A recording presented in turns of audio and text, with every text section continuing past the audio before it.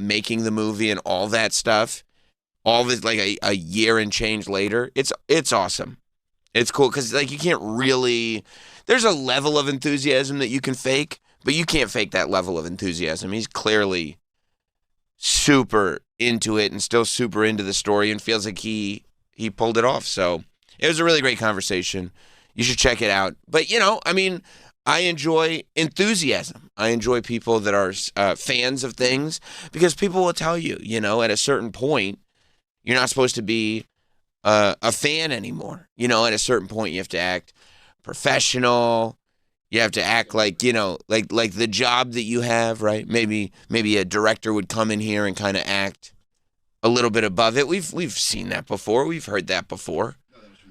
Where they come in here and act above it. I mean, a lot of people think that once you're the Pope, you have to leave your personal interests aside and just be the Pope. All the Catholics are like, that man is the closest man to God on the planet. However, our Pope, what's his name, Pope Leo? Sure. Yeah, I got his card.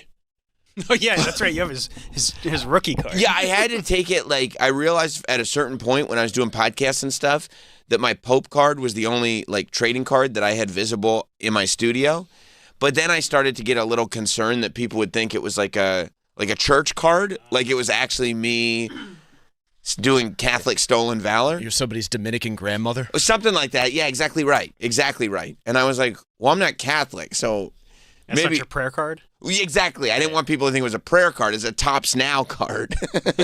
No. No. This is from Tops. I got this for the same reason that I got the Menendez brothers card. For the same reason I want the fuck off baseball bat card. Because it's a fun card. But he does seem like a cool dude, this Pope. And honestly, the Catholics could use it. Yeah. Mike, are you Catholic? No, I mean, What kind of Italian are you? I come from that lineage, but it's been you're not a church kind of washed out. Sure, yeah. sure. I was baptized in a sink. Oh God! You're like, well, we'll do this for the grandparents, but it was the grandparents that did it. Yeah, exactly. They did use holy water, so we're good there. But just over the sink. Yeah, not in a church or anything. No, like that. No. Okay, where'd they get the holy water? Rome, the Vatican. Oh, they got a little. Oh yeah, it's good stuff. All right. Yeah. All right. Not because I was worried it was like you see those infomercials and like the pastors on the infomercials, they'll send you if you buy now. Not only will you get the brochure and will you get the teachings, but you get that little blue water of holy water with it. They never say holy water, though. They say like spiritual water or something like that. I believe this was the private stock. I think they must have flown over there with an empty water bottle and filled up. That's smart. I mean, if you're going to go, and it probably, because you were a baby. It was before, I'm sure a lot of people got busted by TSA now. Because, you can only bring the little bottles now. But back then, you could walk in with a 2 liter of holy water if you wanted to. Yeah, take the whole Vatican. 100%. They got more. 100%. The Pope's right there. I think the Pope can make pretty much any water into holy water. He's the Pope, after all. But the Pope is driving around in his Pope mobile. And was this in Italy? Was this at the Vatican? I think so. Yeah. I think he's just meeting his. It looks like his it. fans. And I like to. His fans. Yeah, they're fans. It's not like it's a meet and greet at Fanatics Fest. I'm a fan of the Pope. I know, but I don't think the fans, like, me and you are fans. Yeah. But I think these are actually believers. Of the Pope? What's not to believe? He's right there. No, I mean, of Catholicism. Admirers. I don't think you fully grasp what the Pope is. Sure I do. Well, he's not just a pop culture figure. He's a White Sox fan. Wow. I love this guy. Above all. This guy's my favorite Pope ever. I mean, it's pretty great. And it really is, I think it is going to be the refresh branding-wise that Catholics have needed for a long time. The last Pope wasn't bad, but the Pope before him was not Yeah, he was great. like Voldemort. Right. That was Everybody rough. hated him. That was really rough. And they didn't need... He's the only one that had to, resign because nobody liked him. Right. He quit from the Pope. He quit. He was still alive. Well, he couldn't take the pressure. Everybody was like, you suck. And he was like, all right, fine, I quit. And then, I think the last one, people were fine with. The Pope when we were a kid was Pope great. John Paul. Everybody loves Pope John Paul. But then the scandal. And then, the popes after that had kind of a tough time. And then Voldemort, people hated. And then the Pope that came after was almost just like all right, we're all cool now. It's all good. This one, first of all, the fact that he's an American Pope is great for us. Awesome. And second of all, the fact that he's a very American Pope is even better for us, because he's driving through Vatican City, I suppose, and he doesn't need the glass pyramid on top of his truck.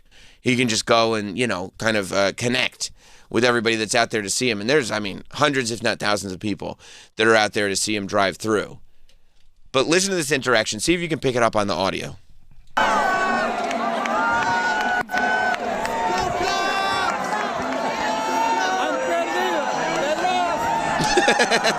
So if you listen carefully, the Pope is a White Sox fan.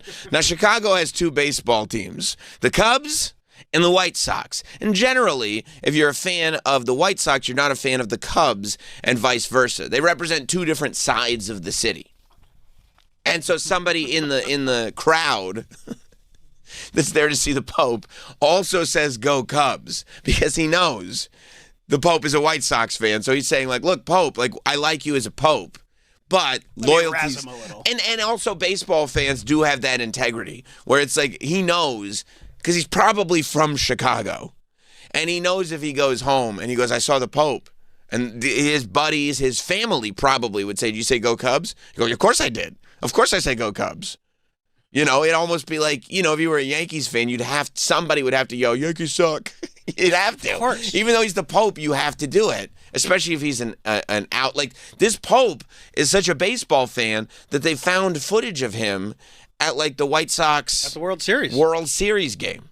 They scanned the whole crowd and they found him, and he was there just looking like a White Sox fan. Not even he wasn't the Pope at the time, but still. He was just a priest. No ceremonial garb. No, just a White Sox fan. And so the guy from the crowd yells, "Go Cubs." And the Pope, acknowledges it, points to him, but then he goes, "They lost." Without missing a beat. They lost. And he says it in two different languages. Right. First he says it, in Italian or whatever. And then he says they lost because he really wants to make sure. He goes, "Well, I'm speaking in the native tongue of Vatican City. However, if that guy's from Chicago, there's a good chance he doesn't. So let me make sure he knows the Cubs lost." Which they did. Well, he knew that. Yeah. When did they lose? They were eliminated from the playoffs over the weekend. Right. So in 5 games against the Brewers. That's what I'm talking about. I love that he's sitting there as the Pope still watching the games. They lost. They lost. You know how great it is that you get in and you're the Pope and you move into the Vatican and everything, and then you talk to, there's a McDonald's across the way, probably 24 hours, you go late at night when the crowd's dissipated a little bit, but you go to somebody that's setting you up, right? That same way, the president gets to kind of redesign the Oval Office. If you're Donald Trump, you get to go "Hey, this button over here, what's this for?" "Oh, that's to contact if there's an emergency, if you want to declare war." "Yeah, can we make it a Diet Coke button?" And they're I guess we could make it a Diet Coke. Okay, yeah, let's make that the Diet Coke button, which I admire, because if I was the president after Trump, they'd probably laugh and go, the last guy used this as a Diet Coke button. I'd probably go, let's keep that. Let's leave that as is. That's a great idea. Yeah, that's actually brilliant. But when the Pope moved in, I'm sure he went to an assistant or whoever it is that's setting up the Pope's quarters, and was who do we talk to about getting MLB Network in here? Because I'd like to watch the games. And, the Pope's job is never done. I'm sure he keeps all kinds of crazy hours. So he's probably up, and able to watch some of the games live on American time. Of course, he probably gets to watch them in the afternoon. He's ahead of us. That's right. That's right. That's right. He must love that. He must think that's the best. Yeah, so, I really did. I really did love that, he's maintained his fandom. Because I also, on a real level, I think maintaining your fandom like that is also how you know that somebody has maintained at least some semblance of who they are as a human being, even with a very powerful title. I think that a lot of times, and I don't know if this is true for popes, but certainly for presidents, for world leaders, for whoever it is, when you achieve that level of power, you kind of lose a little bit of that humanity. You lose the thing that makes you you, and you fall into the power of what's associated with the role. And that's a bad thing. That's how bad people are created. Because if you've lost who you were as a person, that means that, like, you don't have that level of humanity. That who you are as a person, and maybe I'm thinking too deeply about this, but who you are as a person is how you connect with other people.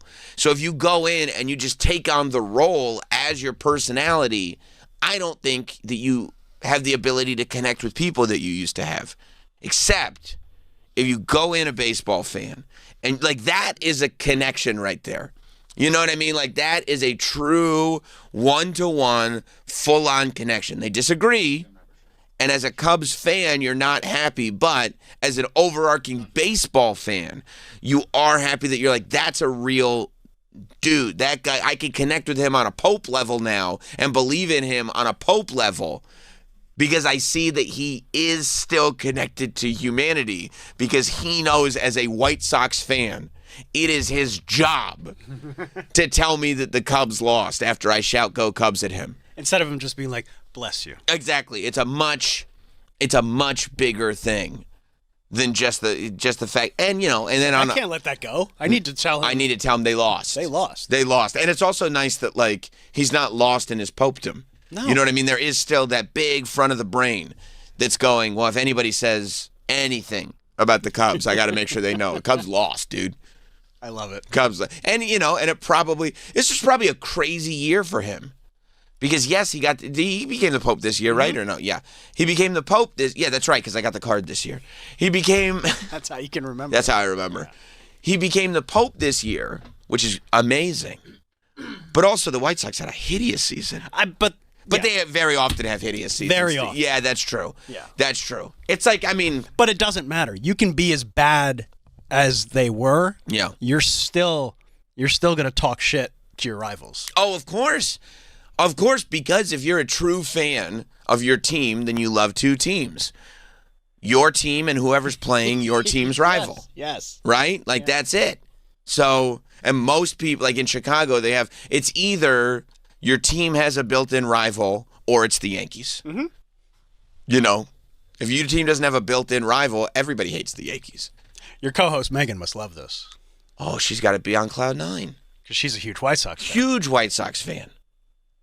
The biggest she threw out a first pitch. It was either this season or last season. She threw out a first pitch. That's awesome. And she's a fan because she practiced. Ooh. She wasn't one of these jamokes that's sitting there like, once I step up to them. I didn't want to say it. I believe 50 Cent. I believe Chris Rock. I believe Gary Bababooey Delabate. Didn't Rose or somebody recently have like a horrible one? Not Apate. I kind of feel like Ricky. You're talking about Rick Ross? No, not Rick Ross. It was Apate? A female K-pop star. Oh boy, I hope it wasn't one of the Huntrix. I hope it wasn't one of the K-pop demon slayers. No, it wasn't one of the K-pop demon slayers. Oh, I hope not. But she practiced. Megan practiced. Good for her. Megan, and it was a solid across the plate pitch because it was big. You know what I mean? Because she's a real fan. Yeah, and it's like a dream come true. Yes, it's a real honor and a dream come true. Ian Fidance threw out a first pitch for, I think, the Indians or the Guardians. The Guardians. How dare you, dude? You get canceled. And he said like he practiced, even though that's not his team. That's not his team, but still just going into an MLB stadium and throwing out a first pitch, if you're any kind of baseball fan, is like one of the coolest things you'll ever do in your life. You'll never forget that, I would imagine. No. They'll never ask you to do it, but... Why? You don't even have a team. The Yankees. Oh, your dad would kill you. I know. He would be so pissed. He would be so mad. I got you tickets to the game. He'd boo me. He'd get there early for the first pitch and he'd boo me. Boo! He'd be like Theo Vaughn. No arm! No arm! No arm! Yeah. He'd be like Rowan Gardner on first base trying to psych out the pitcher. Yeah, it would be terrible. It would be terrible. Yeah, it would have to be the Yankees. Yeah, here's Ian's first. But I feel like that's a tougher gig. What? To throw out the first pitch for the Yankees? Nobody cares. What do you mean nobody cares? I mean, like, You mean like it's a tough gig because people are watching? No. I mean because if anybody's Because gonna, it's the Yankees? if you're gonna throw out at first pitch, the Yankees are the best team to throw out at first pitch for. No. The best team is relative. Come on, everybody knows the Yankees are the best team. I would turn that down. Luckily, I'll never be asked. Don't even worry about it. You should turn it down because you probably break your spine throwing out that pitch. You collapse and be paralyzed. I throw baseball. Troy, do you think it'd be funny if Travis threw out the first pitch and accidentally paralyzed himself? And everybody was like, how is that even possible? Like, what? Like, you mean, I'm not saying it's... I just collapse. Right. I'm not saying like it's funny that he's paralyzed because he's our friend and you don't want your friend to be paralyzed. That's not what I'm saying. But I mean, the idea that somebody, like, nobody touched him. He just threw out the first pitch, but he has so little muscle tissue and so, like, he doesn't use his body at all that he just tweaked something and he just collapsed and is paralyzed. It would be funny to see somebody throw a pitch and then have to leave the pitcher's mound on a stretcher. Oh, wouldn't it be great? And if that were Travis, Yeah, you hope he's okay. but Could I speak? 100%. Okay, so I'm lying on the ground. Oh, no. Yeah, I definitely want you to speak because I want your take on the whole situation. Walk us through. You want me to call in? 100%. Okay. No, we'd probably bring some kind of ISDN setup to your emergency room. That's cool. And a film crew. And a film crew. Yeah. I don't know if we need a film. Well, we want a full HQ zoom in. I don't know. Yeah. We'd That's not want. necessary. I'm probably in a lot of pain. Well, we'd want to share it on video with the fans. They'd want to see too. Crumpled up like a car. That's right. I don't know how it happened. The doctor said they'd never seen anything like it. They Can you said ima- it was just from a lack of use of the body. Yeah, just didn't use it. I don't know. I'm like a piece of bubble gum when you open up one of those packs from the 1950s. That's right. And it just cracks. Turns into dust. Yeah, immediately cracks and disintegrates.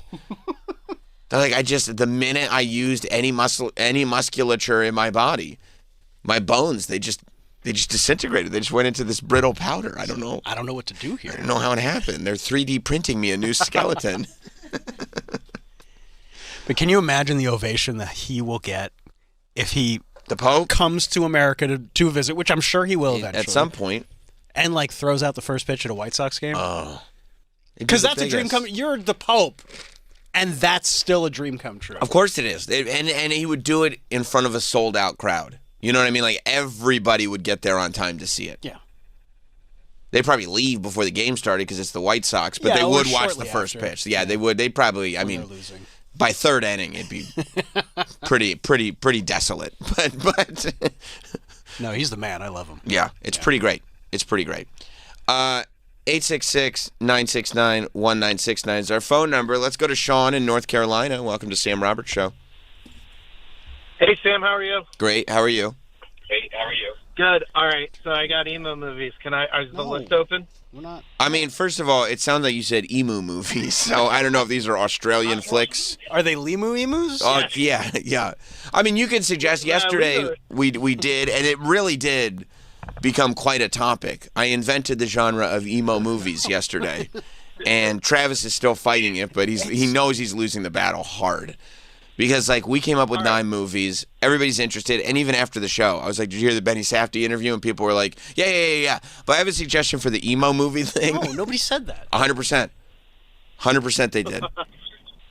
Well, congratulations on interviewing Benny Safdie. That's awesome. Right. And I have a question for you.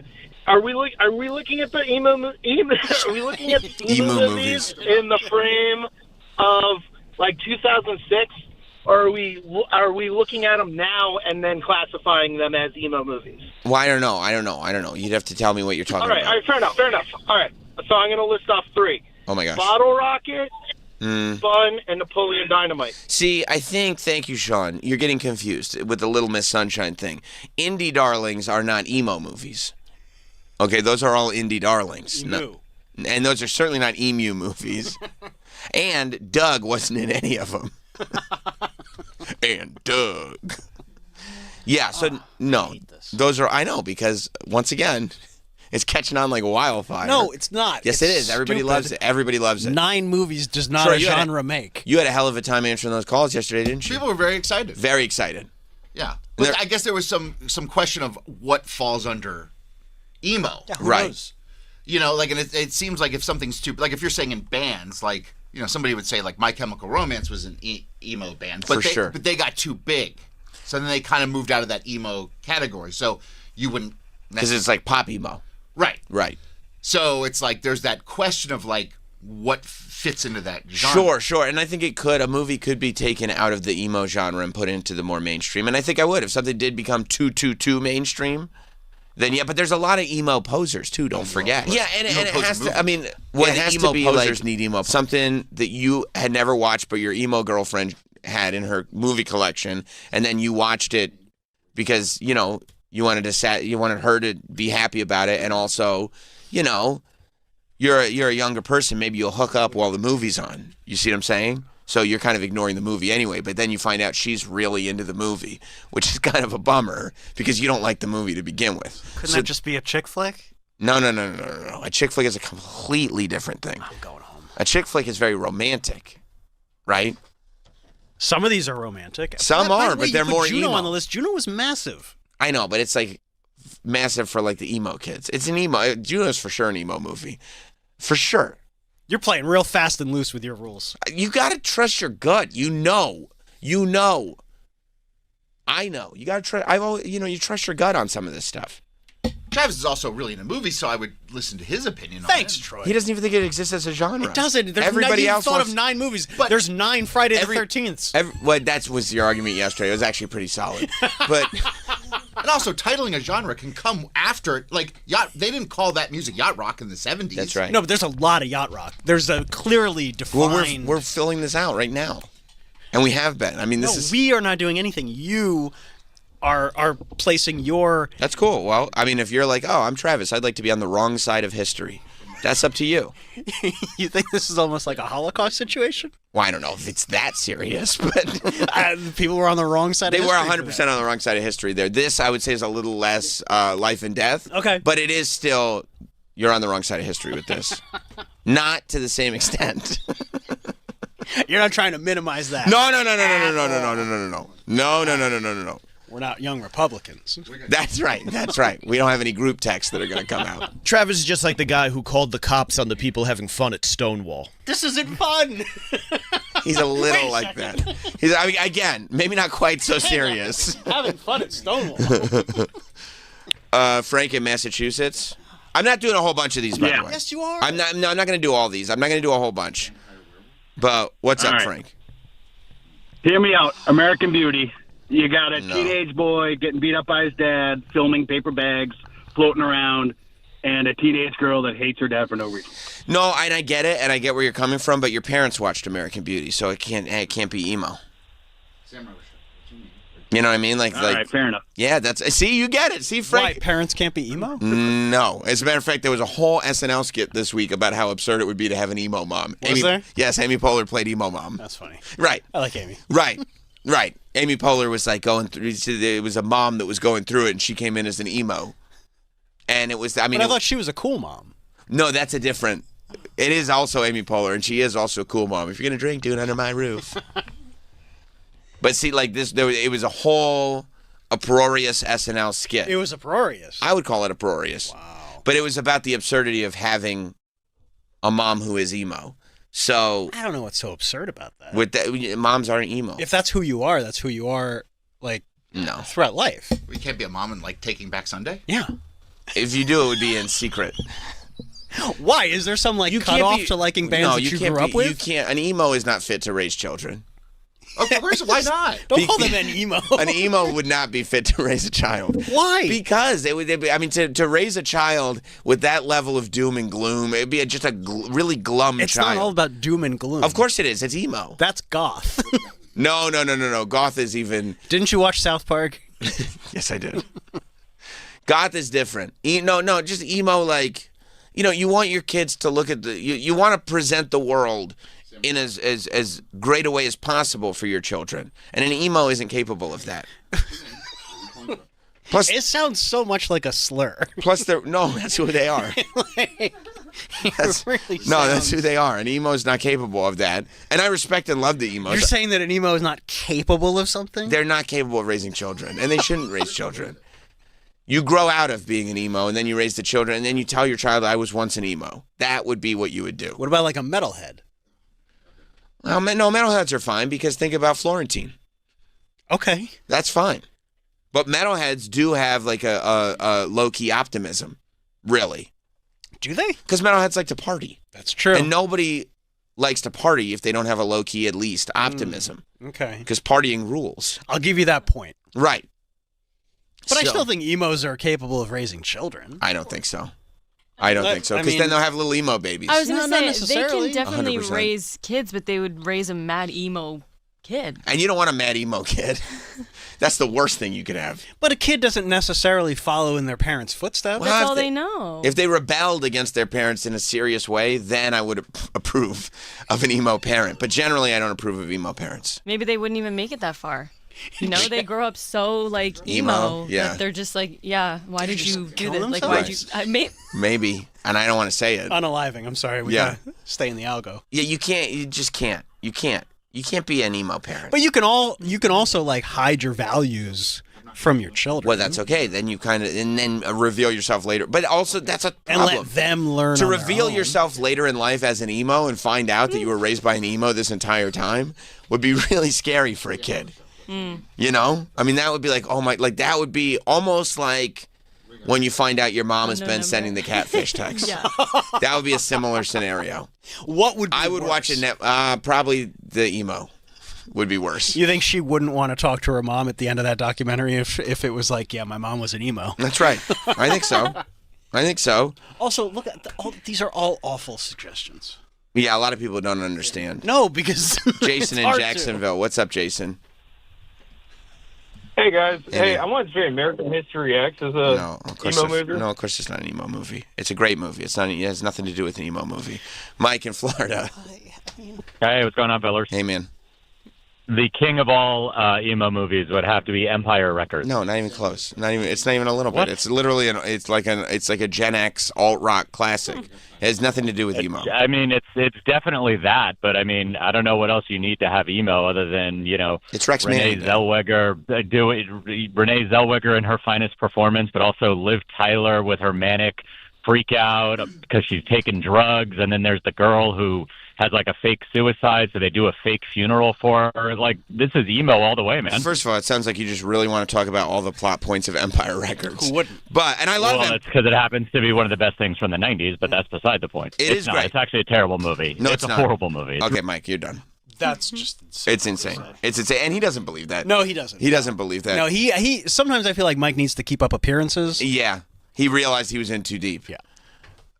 Kyle on Rhode Island, or in Rhode Island? In Rhode Island. What's up, Yeah. Kyle? What's up? I already said the butterfly effect. I thought it was a good one. See, no, unfortunately not, and I'll tell you why. It's too much of a. It's Ashton Kutcher. You know what I mean? Ashton Kutcher. No emo would support an Ashton Kutcher vehicle. Like that was Ashton Kutcher trying to get a foot in the door of the emos, but it did not. It did not work. So no. And if anything, it's closer to an emo poser movie than an emo movie. But no.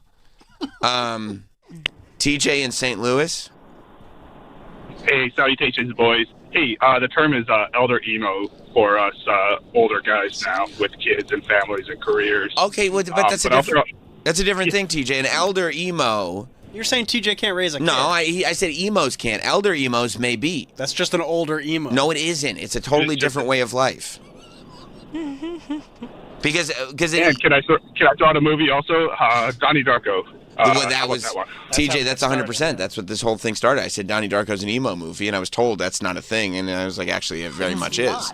It very much is. This is the most ridiculous And conversation. an elder we've ever emo is had. totally different from an emo, because an emo would be full of misplaced teenage angst. Okay, well, you didn't specify. You just said emos can't raise kids. They can't, but an elder emo might be able to, because an elder emo. Okay, so an elder emo is who is this from, Mike? Is this the? This is from Google's AI assist. Okay, good. That's where I want to get this from. An elder emo is an individual, typically a millennial. I like that. who grew up during the peak of the emo movement in the 1990s and 2000s and continues to embrace the music and culture into adulthood. Here, this is the really important part. Unlike the youthful phase of teenage angst, I told you. Yeah, I but you didn't literally used the specify. phrase teenage angst when I described it. The elder emo aesthetic is a more refined and nostalgic expression of self, often blending classic emo style with modern adult-friendly trends. That's exactly what my point was. I'm 100% on again. Like, that, yes, of course an elder emo could do it, because an elder emo has a more fully shaped view of the world and is not full of misplaced teenage angst. I mean, you got to admit, I was right on that. Once again, Sam Whoa. is right. Once again, Sam is right. I mean, that feels a little tongue-in-cheek, but it is accurate, okay? We're just celebrating you being right again. Okay, well, that feels like you're being condescending to me, but I will appreciate the compliment. I'll take it. John in Virginia. What about Girl Interrupted? No, it's too big. It was not. How is it too big? Girl Interrupted was too mainstream. Why? Because it was like a released by a It was too mainstream. major It was. studio. It was too mainstream. Everybody loved Girl Interrupted. It was a big movie. It was almost coming of age, for God's sake. Jason in Alabama. Got 53% of right. Thinking like Who cares? Edward Scissorhands. What do you think about Edward Scissorhands? I mean, Edward Scissorhands was more of like a forefather of the emo film movement. You know, I don't think we were quite ready. It's not full-on emo because a lot of people, it's like a childhood sort of something they were raised on, and they love it so much. But it definitely was the roots of the emo movie genre, which is a genre. Girl Interrupted made $48 million. It wasn't a Shout out to Girl wasn't Interrupted. A huge movie. It was mainstream, bro. What is mainstream? First of all, I don't. If I have You to break can't that answer down any- for you, this is ridiculous. You don't know anything. Chris in New Jersey, what's up, Chris? Hey, what's up? I think I got number 10 for you. Nick and Nora's Infinite Playlist. Ooh. I mean, 2008, a movie you would never see unless you were dating an emo chick. I don't know what else you need. Chris, that's 100%. Yeah, add it to the list, please. Yes, My- Nick and Nora's Infinite Playlist is indeed an emo. There you go, movie. 10. I threw out the list from yesterday. That's a genre. Why would you got throw 10. that out? Yeah, Because it was stupid. You're It was a- responsible it was for a it. waste of pen You're and paper. responsible for it. He got so mad he wiped his ass with it. I did, yeah. Well, I hope we got a paper cut. I didn't even have to go. I wrote it down. Thank you, Danielle. What a You're suck welcome. up. Because you understand. Like, just because like his feet are so plain. I don't know why he's so invested in the emo film genre not being a real film genre when we all Someone know has it to is. keep you in check. And he's very passionate too. So, But he I knows he's- value his opinion on. But he this knows as he's well. wrong. Like the phones are literally lit all the time talking about And you're emo saying no movies. to all of them. Because they're incorrect. Everyone's calling up with movies, and you're like, no. But if it was sort of made up thing, people would be like, "Let me change the Not in my dial." genre. He's talking about some bullshit again. No, people are staying Because on the dial because they're like, there's no way somebody could be this they're wrong about participating. something. They're participating. You're wrong, and that's something you've got to deal with because you're wrong a lot, and I don't know what that's like. Wheezy in Indiana. Hey, how about the classic Crash Test Dummy? No, okay, now Wheezy, now it feels like you're going more towards Travis's side where you're making a mockery of this whole discussion. Of course not. Oh, these That's a band. Canadians. That's a band. He just won't stop. Corey in Rockland. Well, first of all, that guy said Edward Scissorhands, and Edward Scissorhands, it made me cry. It made me cry. I can't. So what? It's a beautiful movie. That's right, Corey. It made me cry. It is a It'll make me cry. Should be so My lucky to have barber scissors Enzo, for you know, hands. he got me into it. The only, the only thing I can come up with is Reality Bites. No, that's like a. With Winona Ryder and Ben Stiller and I think Janine Garofalo. That feels a little more like, It's like thank a you for the classic call. like grunge movie. That feels like the beginning of the sort of grunge. It's too important to the grunge movement. Slacker, like Yeah. that's a '90s movie. It's too it's very close, but it's too important to the grunge movement. It'll make me cry. That's gonna make me laugh. Jason in New Orleans. What's up, Jason? How you doing, my friend? How are you? I have a movie. I'm doing great. I want to throw out the famous, great movie E.T. No, of course not. I mean, can you imagine if I was like, Girl Interrupted is too mainstream, and then I was like, yes, E.T. makes it? I couldn't. I'd be called a fraud. No. Then and only then. See, E.T. will make you emotional, but that doesn't make it an emo movie. I mean, there are lots of songs, for example. At the end? I get emotional when I listen to Vitamin C's song, Graduation. Because I do think, what if this is the last time we hang out? It'll never be like this again. But I wouldn't call that an emo song. You know? Oh, yeah. It's very simple. Yeah. Some of you guys get it. Not all of you yet. You'll get it. You'll get there. Ursula in Connecticut. Good morning. So, being Gen X, I can say that probably the grandparent of emo would be The Breakfast Club. I'm going to tell you, listen, there's an emo grandparent of emo character in The Breakfast Club, but John Hughes never made an emo movie. All right. See what I'm saying? Like, that's really what you got. The girl with the snowy dandruff, yes, emo lady. But no, if there is a grandparent to the emo film genre, it's Edward Scissorhands. But no. John Hughes movie is an emo movie. It's just not in the genre. Let's go to Benny in Wisconsin. What's up, Benny? Salutations, boys. Danielle. Salutations, you fine shit. Fucking A.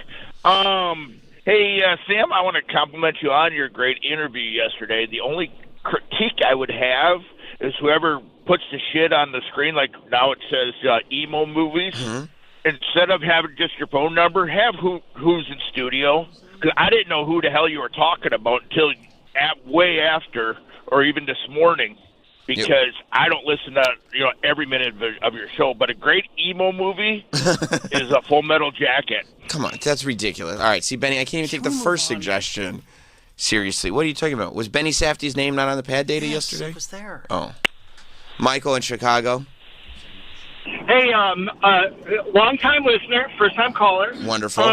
There was a movie called Angus. First of all, incredible soundtrack. First of all, do not ever call this show and act like I don't know about this movie Angus, okay? Don't ever in your life for one moment think that I don't know about Angus, okay? All right? Because I am up on that shit, okay? Great movie. Great movie. But you think emo? Not even close. That's part of the sort of that's part of the alt rock. More fits in. It's like it fits in the grunge Reality Bites genre, but it's more whimsical. Great soundtrack. Amazing soundtrack. Wasn't Teenage Dirtbag by Wheatus on that soundtrack? I think so. Great soundtrack. Great movie. James in Maine. Hey, morning, everybody. Morning. I think, looking back, I'd say the first emo movie might have been Crybaby with Johnny Depp.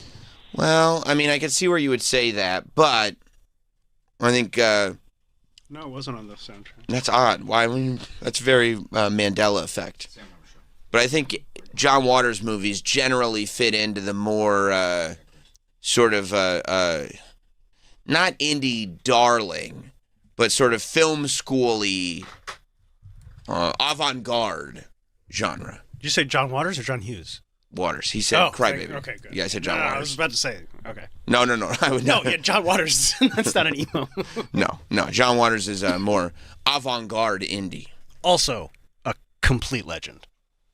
Yeah. Oh, I say, I love John Waters. I love everything he's influenced. I mean, yeah, I think he's incredible. Also, one of the best episodes of The Simpsons ever. Zap.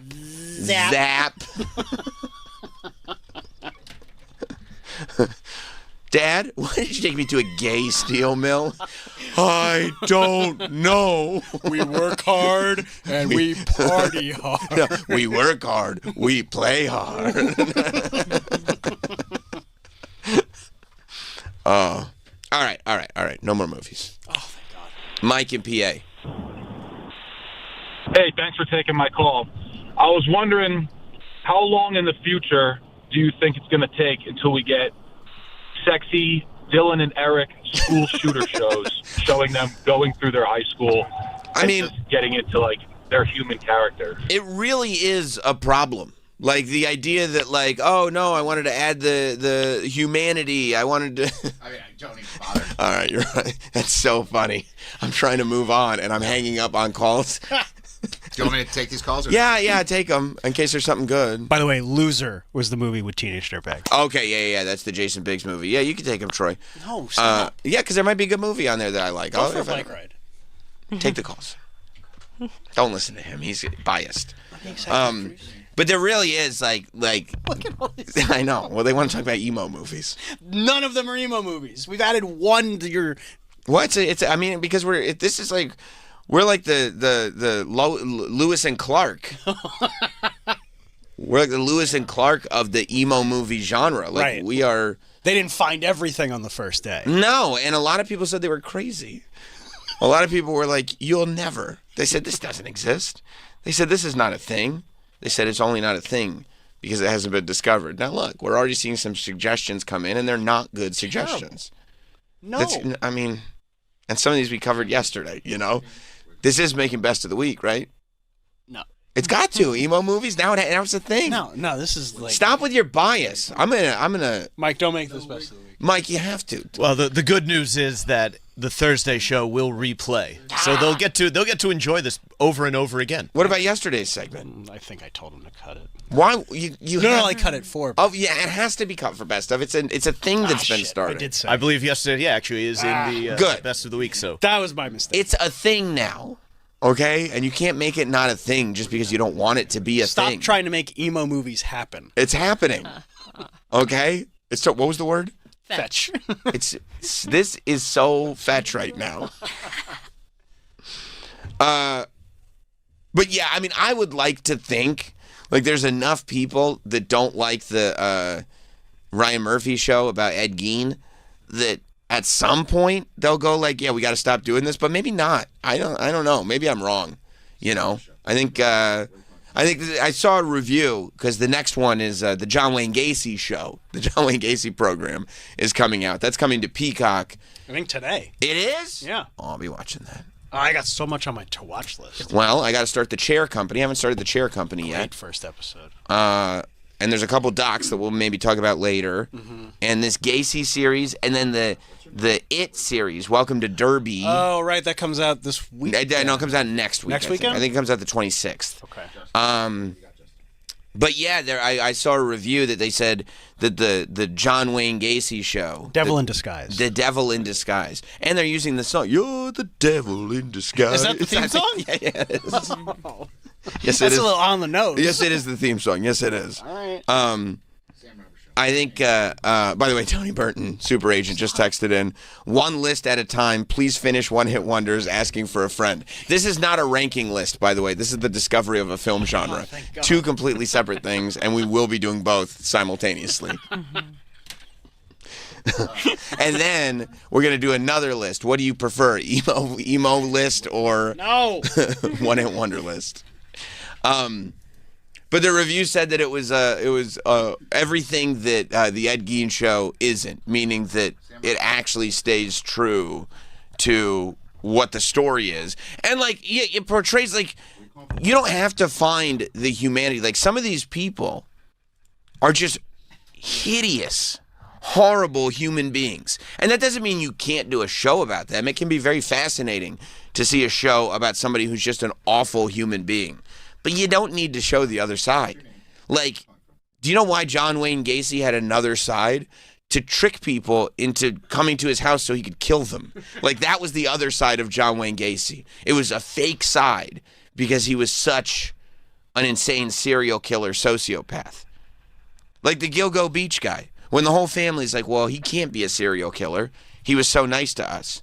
Yes, because he wanted nobody to know that he was a huge serial killer that killed people. He just told us to never go in that room. Right. Anybody, like, you can't, as a grown-ass man, you can't have a room that the rest of your family's not allowed to go in. Like, we were talking the other day about Unknown Number. And, like, how can you... You can't have secrets. How can you fool your significant other for that long? But on the completely opposite end, Here's a guy who's like, do not go in this room. And they're like, okay, we're not allowed in that room. Herd chef. Right, yeah. It's like, this is my house, dog. Like, I know I'm a child, like, the daughter. Dog, this is my house. I should be able to go in all the rooms. All the rooms. If you have a house, you should be able to go in all the rooms in your house. Okay, that should just be a rule. And all right, we'll tell that to your kids. They're not allowed down in your studio. no, they're allowed to go down there all the time. They're not allowed to touch things. But that's fine, and that's regular, honestly. Specifically the toys. Well, that's what's down there. Right. And that's regular. But they're allowed down there all the time. I hear those little pitter-patter of feet coming down the stairs. I go, Mom, would you please? I'm trying to podcast. That's right. That's right. They need my take on Seth Rollins. Why are you interrupting me? And they go, we're hungry. We haven't seen you in weeks. Yeah, wow, there's a lot going on. No, but they're allowed down there because for this principle alone. Because it's also, they live in the house. They should be able to go in all the rooms of the house. And if you have a parent that goes, you're not allowed to go in this room, it's okay to accuse them of being a serial killer. Yeah. 100%. What do you, you should go, you can go to a guidance counselor and say, I don't know for sure, but I think there's a chance that one of my parents is a serial killer because they won't let me in this room. And that includes the stepfather from Sandlot. Oh, wow, really? Well, he wasn't allowed in that room. Yeah, but the door was open. At least you could see what was in there. But if you're not it was allowed... all really cool baseball memorabilia. Wow. Yeah, but one of it was chewed up. Yeah, but that was just signed by Hercules some got woman. it. Yeah, but at least his door was open. It's true. I mean, that's a step in the right direction if the door is open. And it wasn't a vault. And it wasn't soundproof. Yeah, the door wasn't a bank vault door like the Gilgo Beach guy had. They were like, no, it couldn't be him. And they were like, what's this room in the basement? Oh, that's the room full of firearms with a bank vault door that we're not allowed to go in. I just don't see how it could be him. They said, well, what would happen when your family would go on vacation all together? They said, well, funny thing that you should ask. We didn't all go on vacation together. It was just us without our dad. The husband and father would not go on vacation with us. Oh, what would he do? Oh, construction around the house. And what dates would you go on vacation? Oh, just the dates when the Gilgo Beach killer would kill people. It's a different person, I think. Why do you think your DNA, your DNA was found on the victims of the Gilgo Beach killer? Could be a million things. I'm going to guess faulty testing. I don't know. They make portable DNA tests now. I've seen it for paternity use. But the devil in disguise. Right. So it's, but that's what I mean, right? So you do a Gilgo Beach thing. It's like I don't want to hear how Rex Heuermann was actually a great guy. Like, I don't want to hear how, BTK, you don't understand. He really was a great father. Like, no, but it's more important what else he did. He's a horrible person. So, like, the fact that they go, well, you don't understand. Ed Gein would wear flesh suits, but it's really because he was looking for love. I don't care why. He's one of the worst people ever. So the idea that we're getting this John Wayne Gacy show on Peacock, I feel like I'll actually be able to watch it if they portray him as literally one of the worst human beings to ever walk the earth. Because he's terrible. Yeah, bad guy. One of the worst guys. They were like, hey, we're missing, 20-something young men in this town. And John Wayne Gacy's like, I can account for all of them. Funny you ask. All of them. And also, the reason why the local Home Depot has no more lye. The chemical that hopefully disguises the scent of bodies buried under your crawl space under your house. Yeah, I can explain that. Actually, one story. That was me. Actually, same story. Yeah, so I will watch it. Let's see how many episodes. I'll watch it. Also, I feel like they're going in the right direction because John Wayne Gacy isn't oddly sexy. No. He just looks like... 8 eps. Is that the guy... That's not the guy from Severance, is it? Without a beard? Mm-hmm. Yeah. Oh, yeah. Sick. I love his book. I don't know if you should like his book. Yeah, it's a good book. Everybody at work loves it. He's great in Severance. He's amazing in Severance. Oh, he's doing those talks in the living room in front of everybody. I mean, what a douchebag. Oh, wow. And he got John Wayne Gacy, huh? Yeah. Stole it from Paul Walter Hauser, I'm assuming. Right? This feels like Paul Walter Doesn't Hauser it? would have fucking nailed it. But this dude is great on Severance. So that makes me even more optimistic about the show. Yeah. Well, that's great. Yeah. I'll find a time to watch it. I will watch that. I will watch the Gacy show. Hopefully, I mean, I already know what's going to happen. This will be one of those shows that I'm watching after my wife falls asleep on the couch. Mm-hmm. And then she'll wake up. And you know what she likes to do? Wake up at the worst possible times. You have any idea how many times I hear in a sleepy voice, "What are you watching?" And I go, I have to start, arguing that this is a very popular genre. This is not weird. You're like Clown in a Cornfield. I keep telling you. That's Will Sasso. It's Clown in a Cornfield. That's all I watch. It's a good movie, and you've seen most of it waking up at odd times because I watch it a lot. I did buy it on physical media. Why? It's Steelbook. That is not a reason to buy something. What if it disappears? I need to make sure I have Clown in a Cornfield. Go to the Library of Congress. Hello, I'm looking for a Clown in a Cornfield. Yes, no, I did buy it on physical media. But, yeah, so I'm looking forward to seeing this portrayal of him as a horrible person. That's all I want, is for them not to be glorified, for the stories to be told the way they happen. Like, I was reading this article, which was, I mean, talk about horrifying. I was reading this article about, I think the case was from like maybe last summer, like a year ago, about the dad in Arizona who left his daughter in the car. And like the more you read about this guy, because you hear these stories about these parents that leave their kids in cars and their kids die. And it's like, on one end, you go, what on earth?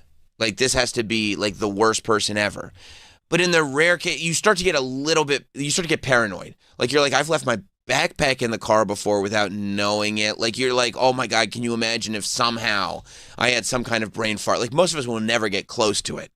But you start to imagine like, what if somehow something like this happened to me and I went from being just a regular dude to a horrible person? How would I deal with it? And then you start reading the article about this dude and you're like, oh no, that isn't this at all. I don't have to worry about this at all. This guy is a scumbag. Yeah. This guy's been a horrible person from the jump.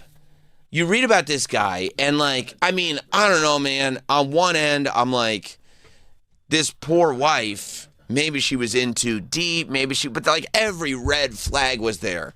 To be like, do not marry this dude. Do not let your kids around this dude. This dude is not, he might as well be an emo. This dude is Don't not. label them. Sorry. This dude is not capable of raising children. He is not fit to be around children of any kind.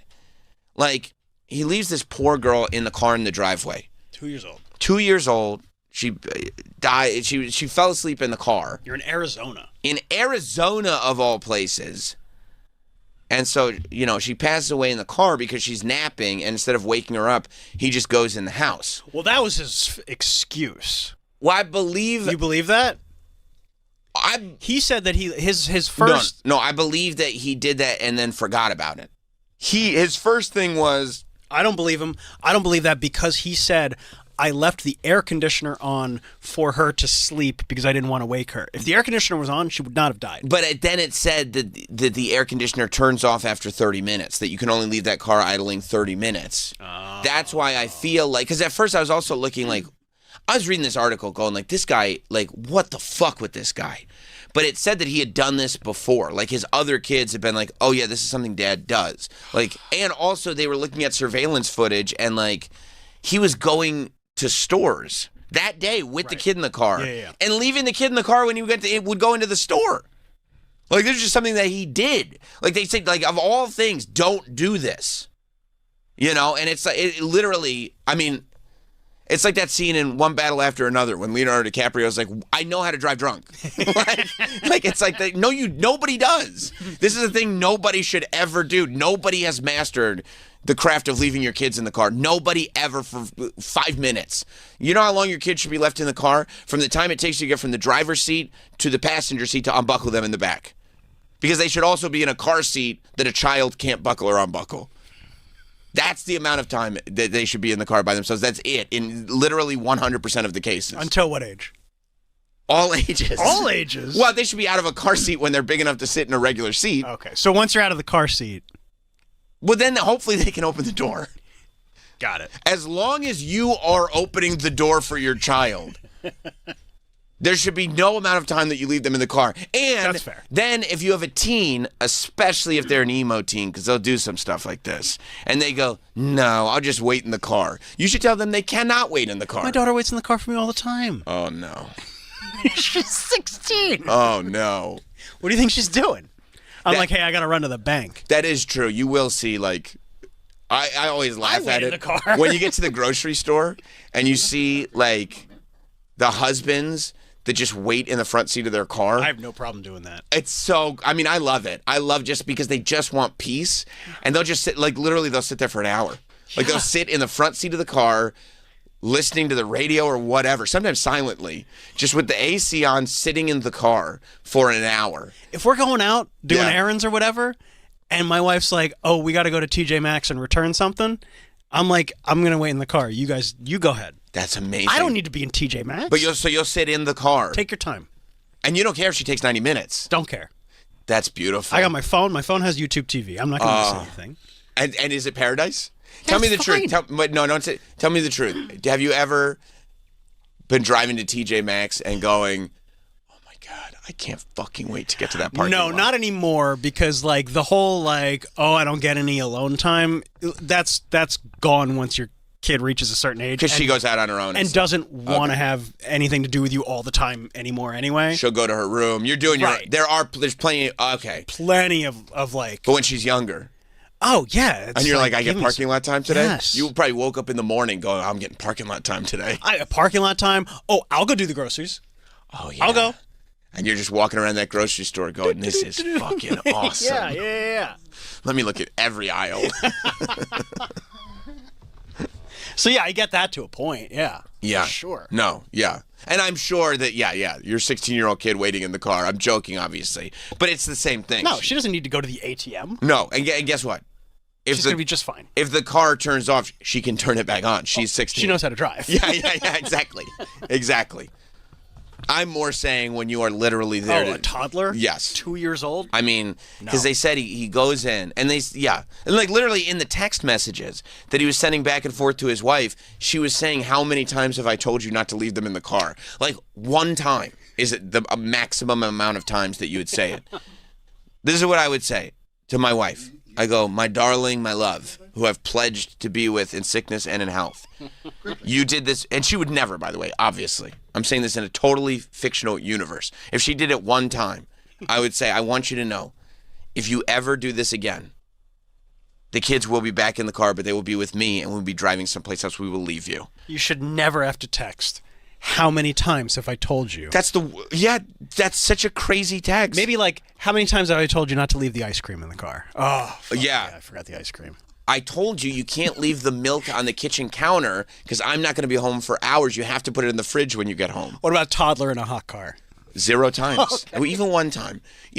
They're like that. Everybody knows that that's a thing you can't do. Also, we live in Arizona. Yeah. That is crazy. And so the fact that it's like there are texts going, how many times have I told you? You're like, what life were these people even living? And they said like he goes in the house, and they said what he said was it was just 30 minutes, and I came out after 30 minutes and I couldn't believe what had happened. But it was 3 hours. Right. That's why I don't believe him. If it was only 30 minutes and the air conditioner turns off after 30 minutes, kid wouldn't be dead. I don't believe that it was only 30 minutes, but I can believe that he intended, I can believe that he was one of these idiots that think that they, have figured it all out. And they're like, but then again, if it's 30 minutes, you have a baby monitor? What happens if she wakes up from her nap? That's what I'm saying. I don't believe it. Either you're a terrible parent. Do you think he totally forgot altogether, or do you think he did it on purpose? No, I think he totally forgot altogether. Oh, my God. And they did and say... I don't understand how that can happen. No, me neither. And they did say, too, that he stole the beer. They said in that article, in the bottom of it, they said there was security footage of him leaving his kid in the car when he went in to get the beer, which he stole. A few small beers? It was a few small beers.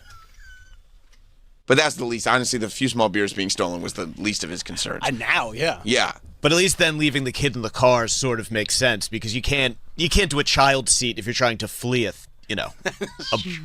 That's true. That's true. You can't buckle. You buckle before. Yeah, car's got to be you're running. You just want to hop into that driver's seat and peel out. If you go in with the intention, I'm going to steal a few small beers. Yeah. Yeah. Yeah. But then also unbuckle them when they get home. Yeah. Yeah. I mean, that's why the deeper you go into this, the more of a like hideous human being this person is. And like you start reading this stuff and you go, I don't know what the punishments are on the books, but like he should spend the rest of his life in jail. If you forget about your kid because you're playing video games and watching porn. Yeah. They said he was playing video games and watching porn, and they said it's not the first time he's done it. It's not the first time you go, like, first of all, you're 37 years old. Didn't you take a nap too? Yeah.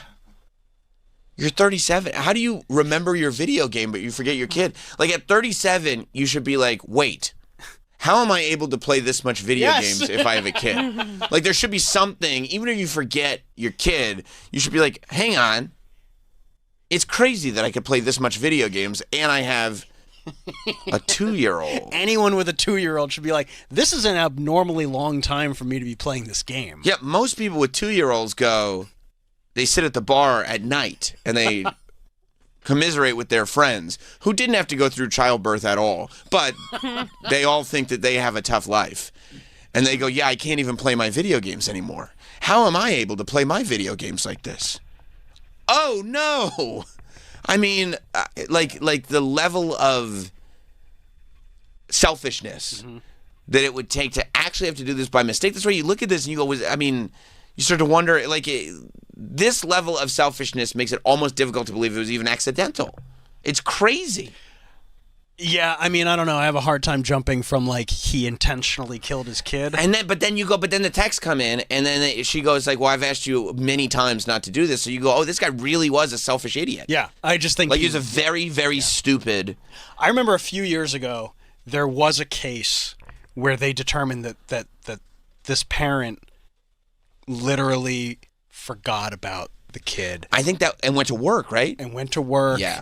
And it was like, oh my God, I can't believe it wasn't malicious. Right, like this has to be. And then I don't think they were charged. But like this guy, just the pure negligence. I mean, yeah, the fact like I'm that, going to go inside and watch porn and play video games. There was and take a nap. Nothing overwhelming about this person's life.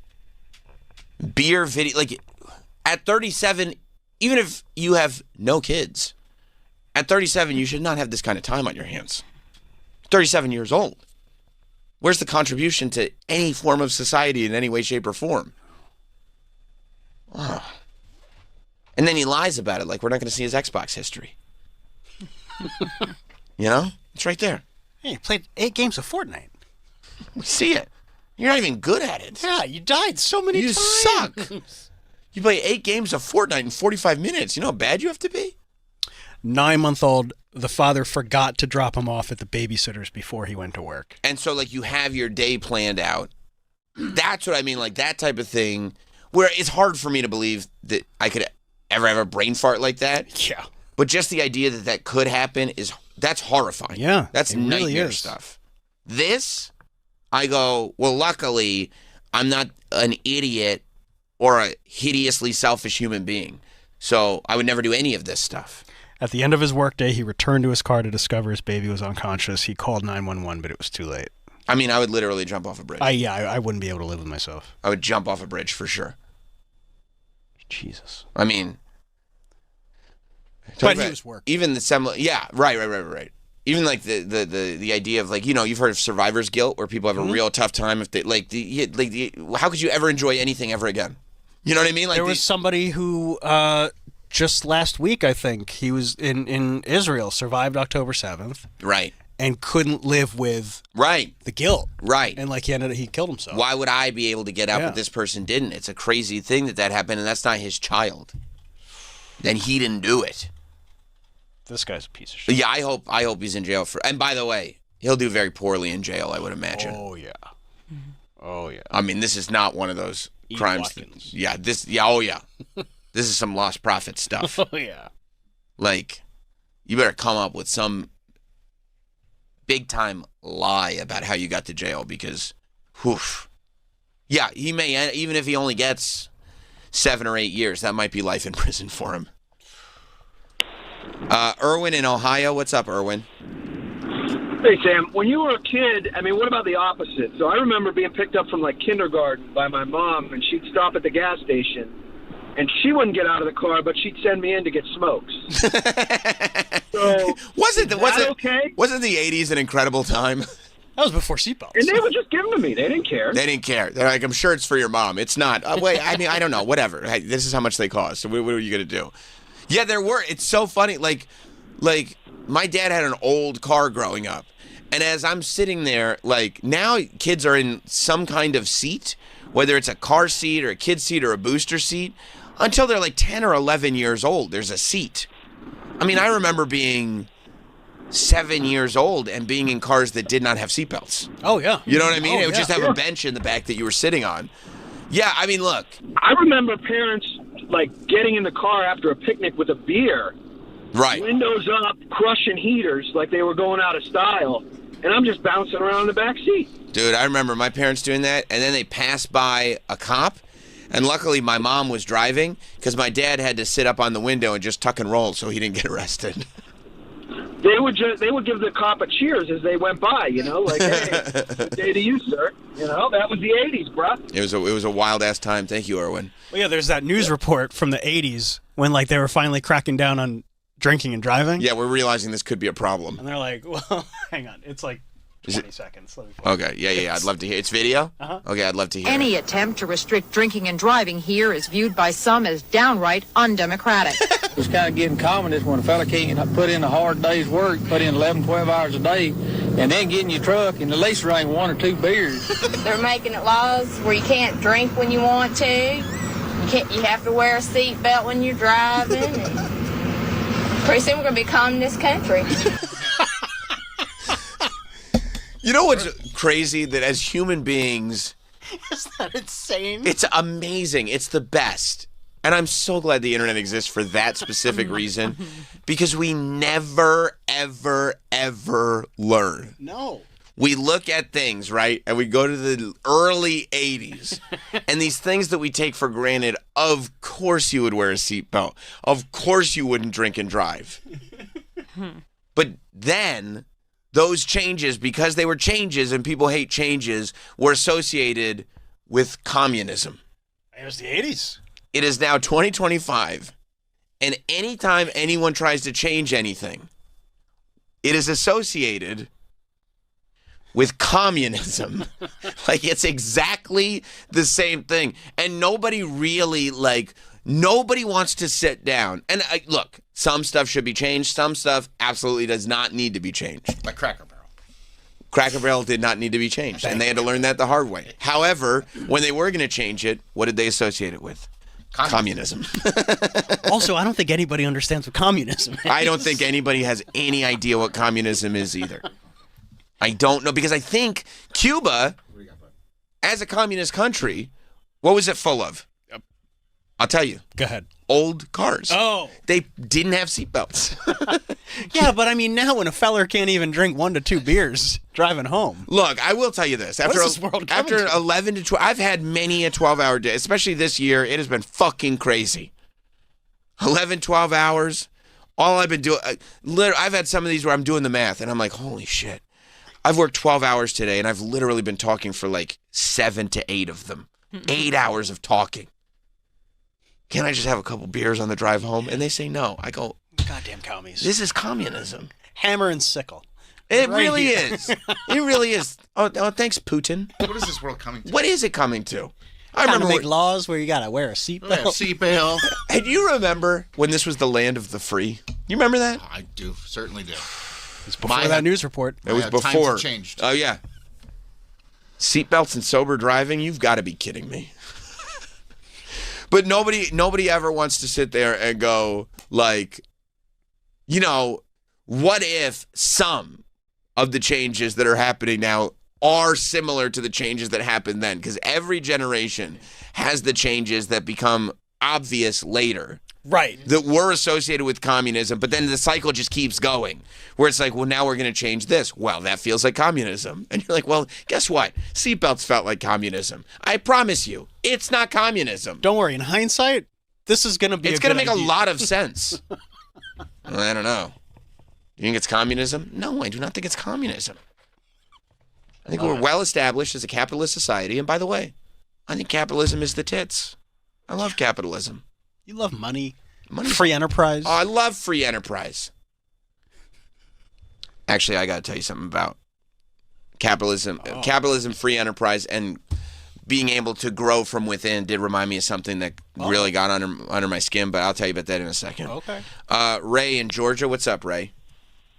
Hey, I remember as a kid, like riding in the front seat, and your only seatbelt would be like your mother's arm. That's right. You stopped really fast. And then you had the non-padded metal dash. So, you were gonna crack your skull if she couldn't stop you. We didn't have a car seat. Right. We didn't have seatbelts. My dad would take the seatbelts and tuck them in the seat. I mean, you were 6 years old. You were sitting up front. Yeah, you were driving on your grandparents' lap. Yes, you were 100% driving on laps. Yes. Yep. And it was yep. just sitting. Yep.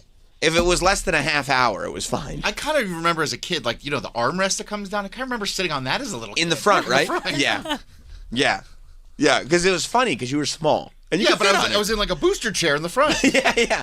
I don't know. Yeah, you just kind of, and it wouldn't be strapped into anything. You would just kind of squeeze the booster chair in between the two seats, and it was tight. Yeah. It was good enough. And you're in a car. What can happen? I'm with Grandma and Grandpa. Yeah. What could possibly go wrong? Unless you're Alec Baldwin, it's very rare to get into a car accident. Well, those trees come out of nowhere. Bro, why does it always happen to Alec Baldwin? And he's always like there's always a story about Alec Baldwin. And he's always got an excuse. Well, it's always somebody else's fault. It's always an accident. But like, how could this much stuff happen to you? Yeah, his life's a mess. It's a mess. And he was in 30 Rock. He's the Shadow. He's the Shadow. Yeah, dude. He should be set for life. He's the best of the Baldwins. He was in one of the great emo movies of all time. Which one is that? Beetlejuice. That's not an emo movie. Okay. But he is in Beetlejuice. He made checkered shirts cool again. Did you say he's the best Baldwin? He's the best Baldwin. Better than Billy? Billy Baldwin's great too, but no, I would say Alec Baldwin's the best Baldwin for sure. Better than Steven. He was with Steven. He was. Well, yeah, Steven was in the accident too. I would say Steven's too. It goes. He was Alex, probably driving Steven home. I think so. He can't afford a car. He's probably driving Steven home because Steven was in worse shape than him. Real quick, let me go to Tommy in Atlanta. What's up, Tommy? Hey, what's going on? Hey, man. So, I'm giving away my age, but in 1982, right, the drinking age in Georgia was 18. Uh-huh. So, I turned 18, I was able to drink. They changed the law the following year, but I was grandfathered in. But also at the time, it was legal to have an open container. So, I was 18 years old, me and my friends driving around drinking while driving legally. That's fine. And it was, well, I mean, at the time it was. Right, exactly. Nothing of it. Yeah. And then when they changed the law, it's like, this is stupid. Why can't I drink and drive? That makes no sense. I've been doing it for years. How long did it take for you to go like, you know what? Maybe they were right about the drinking and driving thing. Oh, yeah, it hit later on. Once I got older and married, that's when everything like that changes. Yeah, that probably is. Like, you get older, you get married, you have kids, and then you get horrified at the thought of them doing even half the stuff that you did. Exactly. That's exactly. right. I knew then. Oh, my God, I'm glad it's 21. I'm glad you can't drive around with an open beer. Yeah, you're looking at your 18-year-old going like, oh, my God, can you imagine if this kid was able to drink and drive legally? I'd have to die. I mean, I would die. Thank you, buddy. I'm out. Thank you, dude. Yeah. So out there in the Hamptons, Alec Baldwin, unfortunately, full speed, drove his car right into a tree. Was it a Range Rover? Mm-hmm. I don't know. That thing crying. I bet that's got a leak in it now. I mean, they got a video, too. That gas leak. Oh, yeah. That hood, crunched on the tree. Now, luckily, the Baldwin brothers are fine. Everybody's okay, which is why we can make light of this, Well, he said it was because a garbage truck cut him off. He did, and I saw the garbage truck. And, Well, here's what he said. He said, so in the footage, you see the garbage truck turning it onto the road. Right. And then you see next to him a Range Rover go, full speed into a tree right next to him as he's slowing down. And then you find out Alec Baldwin was driving the car, because of course he was. Now, I can believe, if you look at it, and I looked at it quite a bit, I can believe that Alec Baldwin, his story was that the truck pulled in too quick into the lane. And he swerved. And then the truck slowed down as soon as he pulled into the lane. So Alec Baldwin swerved so he didn't hit the truck, and then he wrapped his car around a tree. Which I can believe, because otherwise it's crazy that he just drives right into a tree. When you say it like that. Like he's just like, oh, there's a tree. I'm going to turn and drive into that. I can believe he was swerving to try to not hit the truck, but also it would appear that he was driving very fast. Very fast, and I feel like he was trying to pass the truck aggressively. And didn't realize there was a tree there blocking him from passing. They'll come out of nowhere. That is true. The passing is possible. But because the amount of time that the truck is on the road... The truck did slow down. Right, but it was on the road long enough for him to not have to swerve out of the way. Yeah, it was like 15 seconds, which is enough time for you to put your brakes on.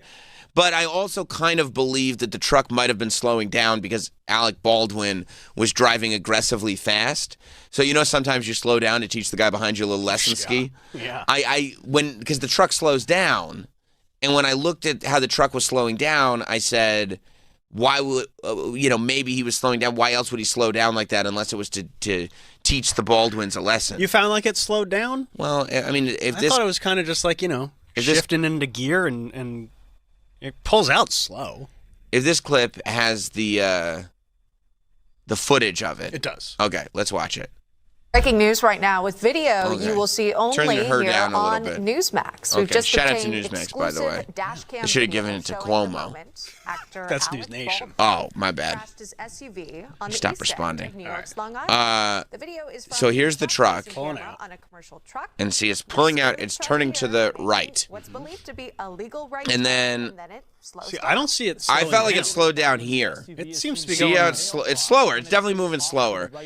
And now he's pulling over. An outspoken Trump hater claimed on social Okay, media. see, that's Newsmax adding in the outside. But look at this. This is what happens when you're a Trump hater. There's no need for that. No. Well, I was putting it in context. Do you think that the truck slowed down to let Alec pass him because he was I think speeding? he slowed down.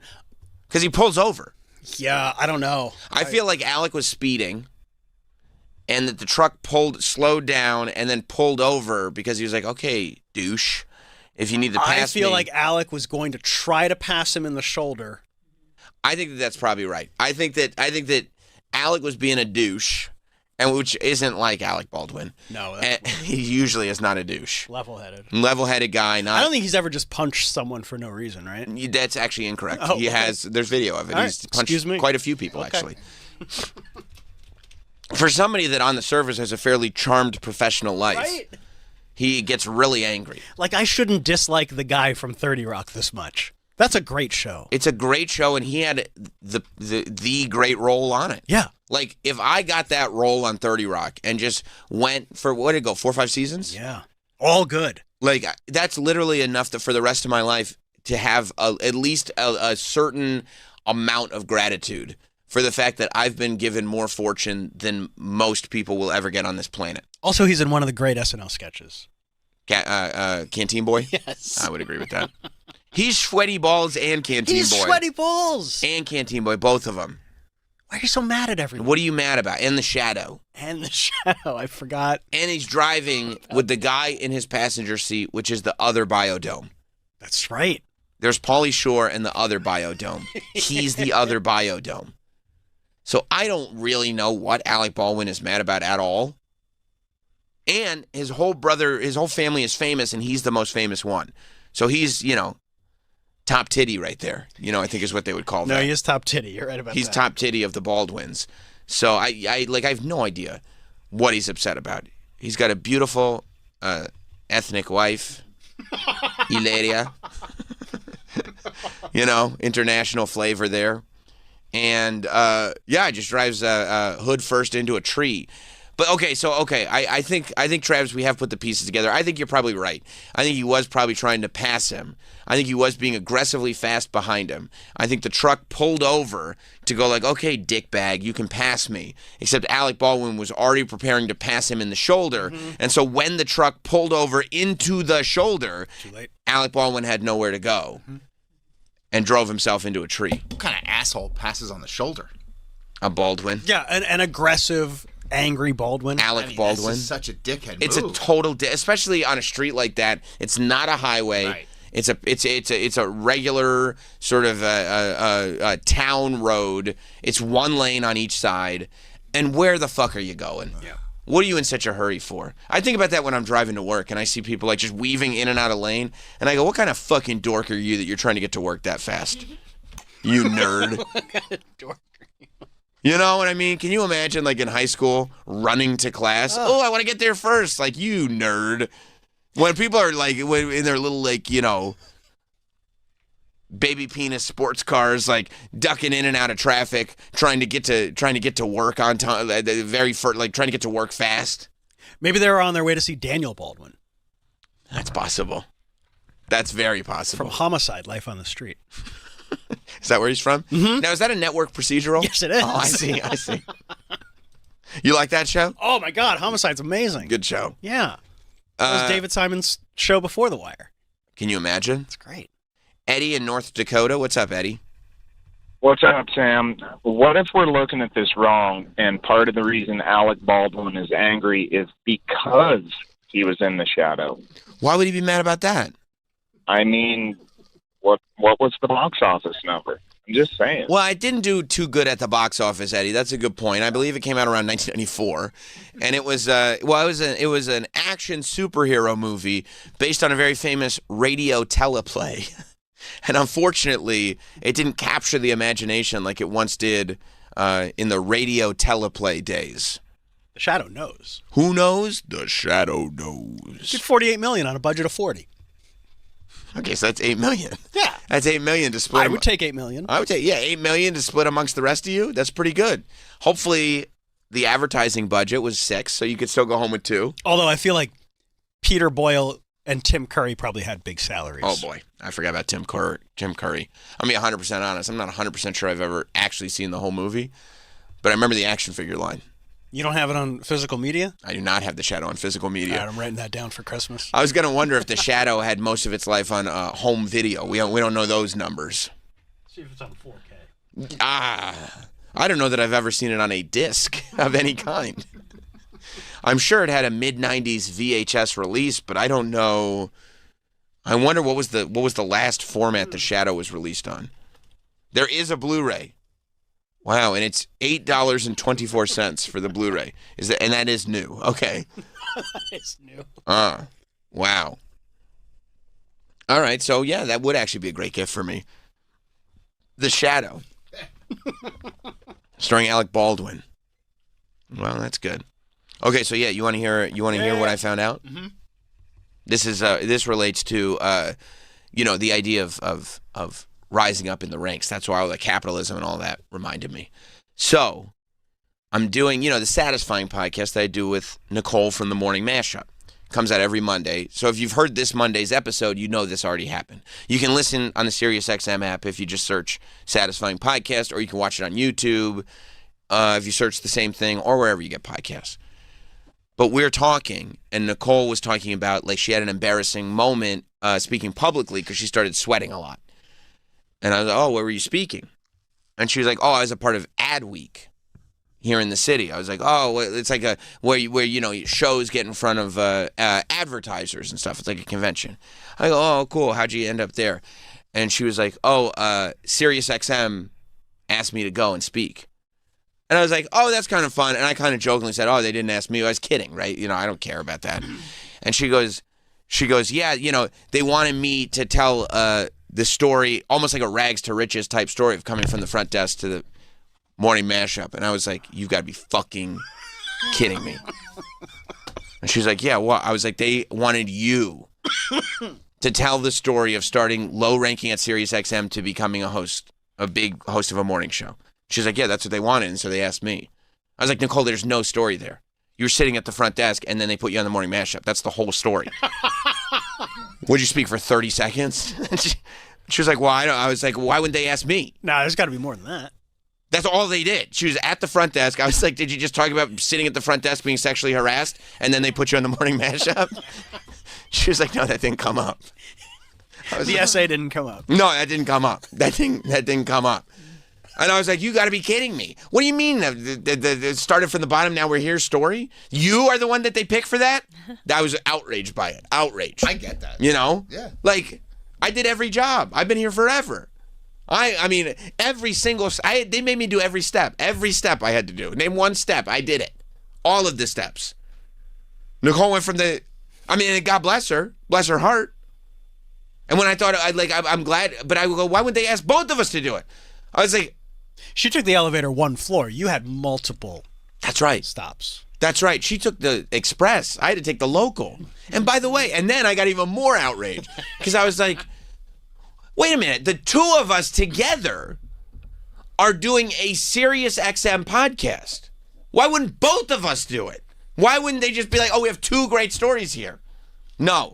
They're like, well, Nicole, you were at the front desk and then hosted the morning mashup. You got to tell everyone about it. And I'm glad she did. There's no shade on her for doing that. But I mean, come on. Maybe they just wanted somebody with one show. You think this is becoming a hindrance? Might be. I was thinking it wasn't enough shows ago. Maybe they were like, he's got so much going on, we're not going to ask him. I figured it was that you need 3 shows to get invited to Adweek. Maybe it was like... Oh, because she has 3. I think so. Well, yeah.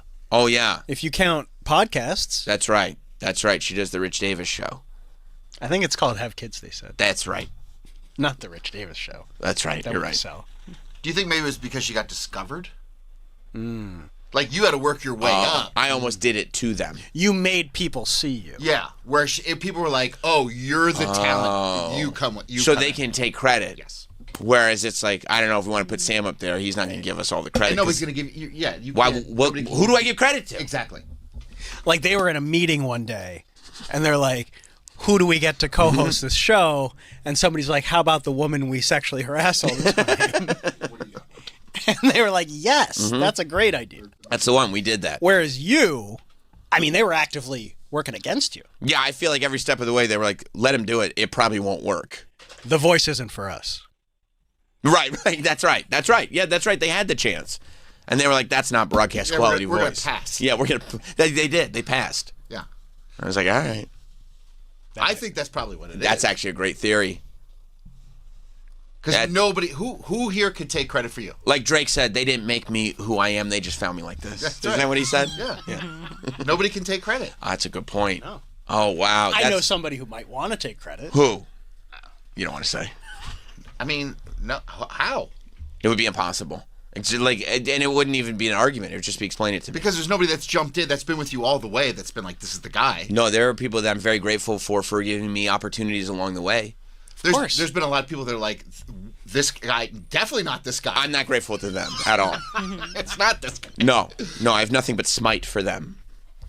But there are people that I have a lot of gratitude for helping me along the way. Of course.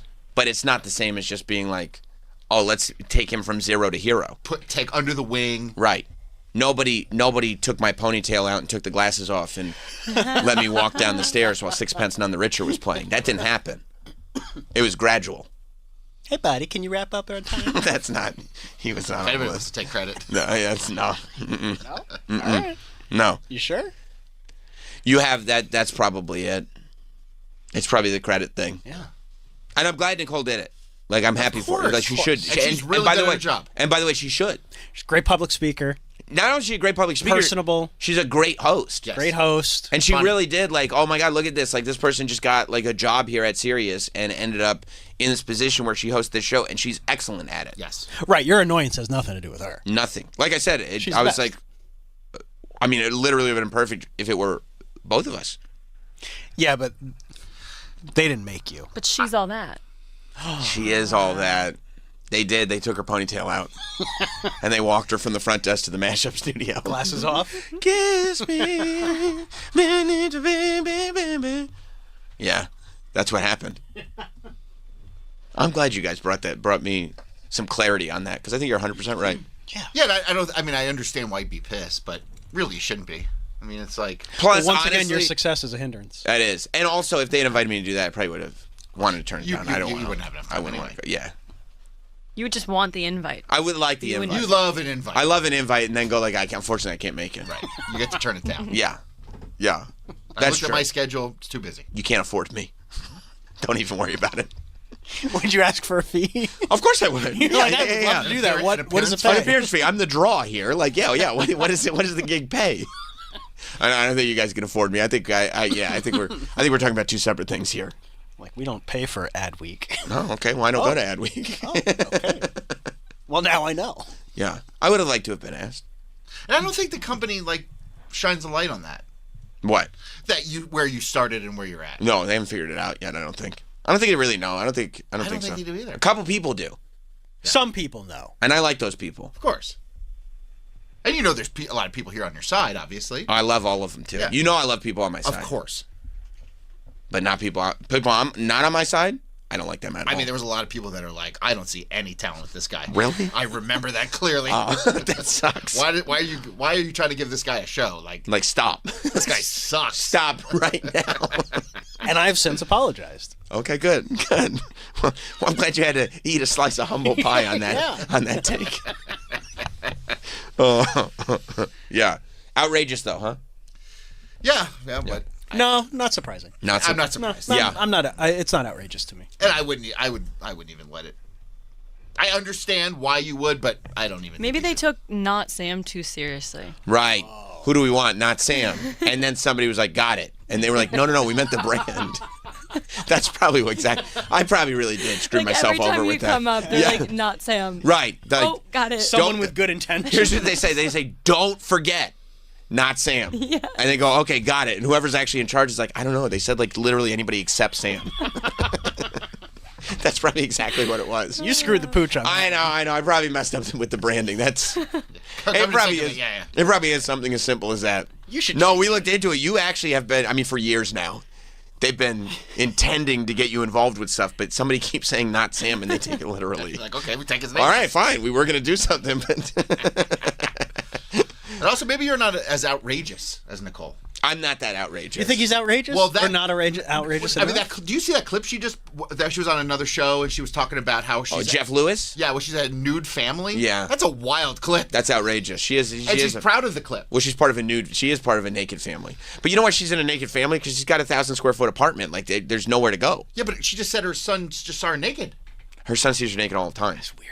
And she would see her dad naked. I know, it's too much. Is that it's a little strange, right? Right, because it's not like they're little kids anymore. No. Her son's 9 years old. And they just don't seem like there's a problem with it.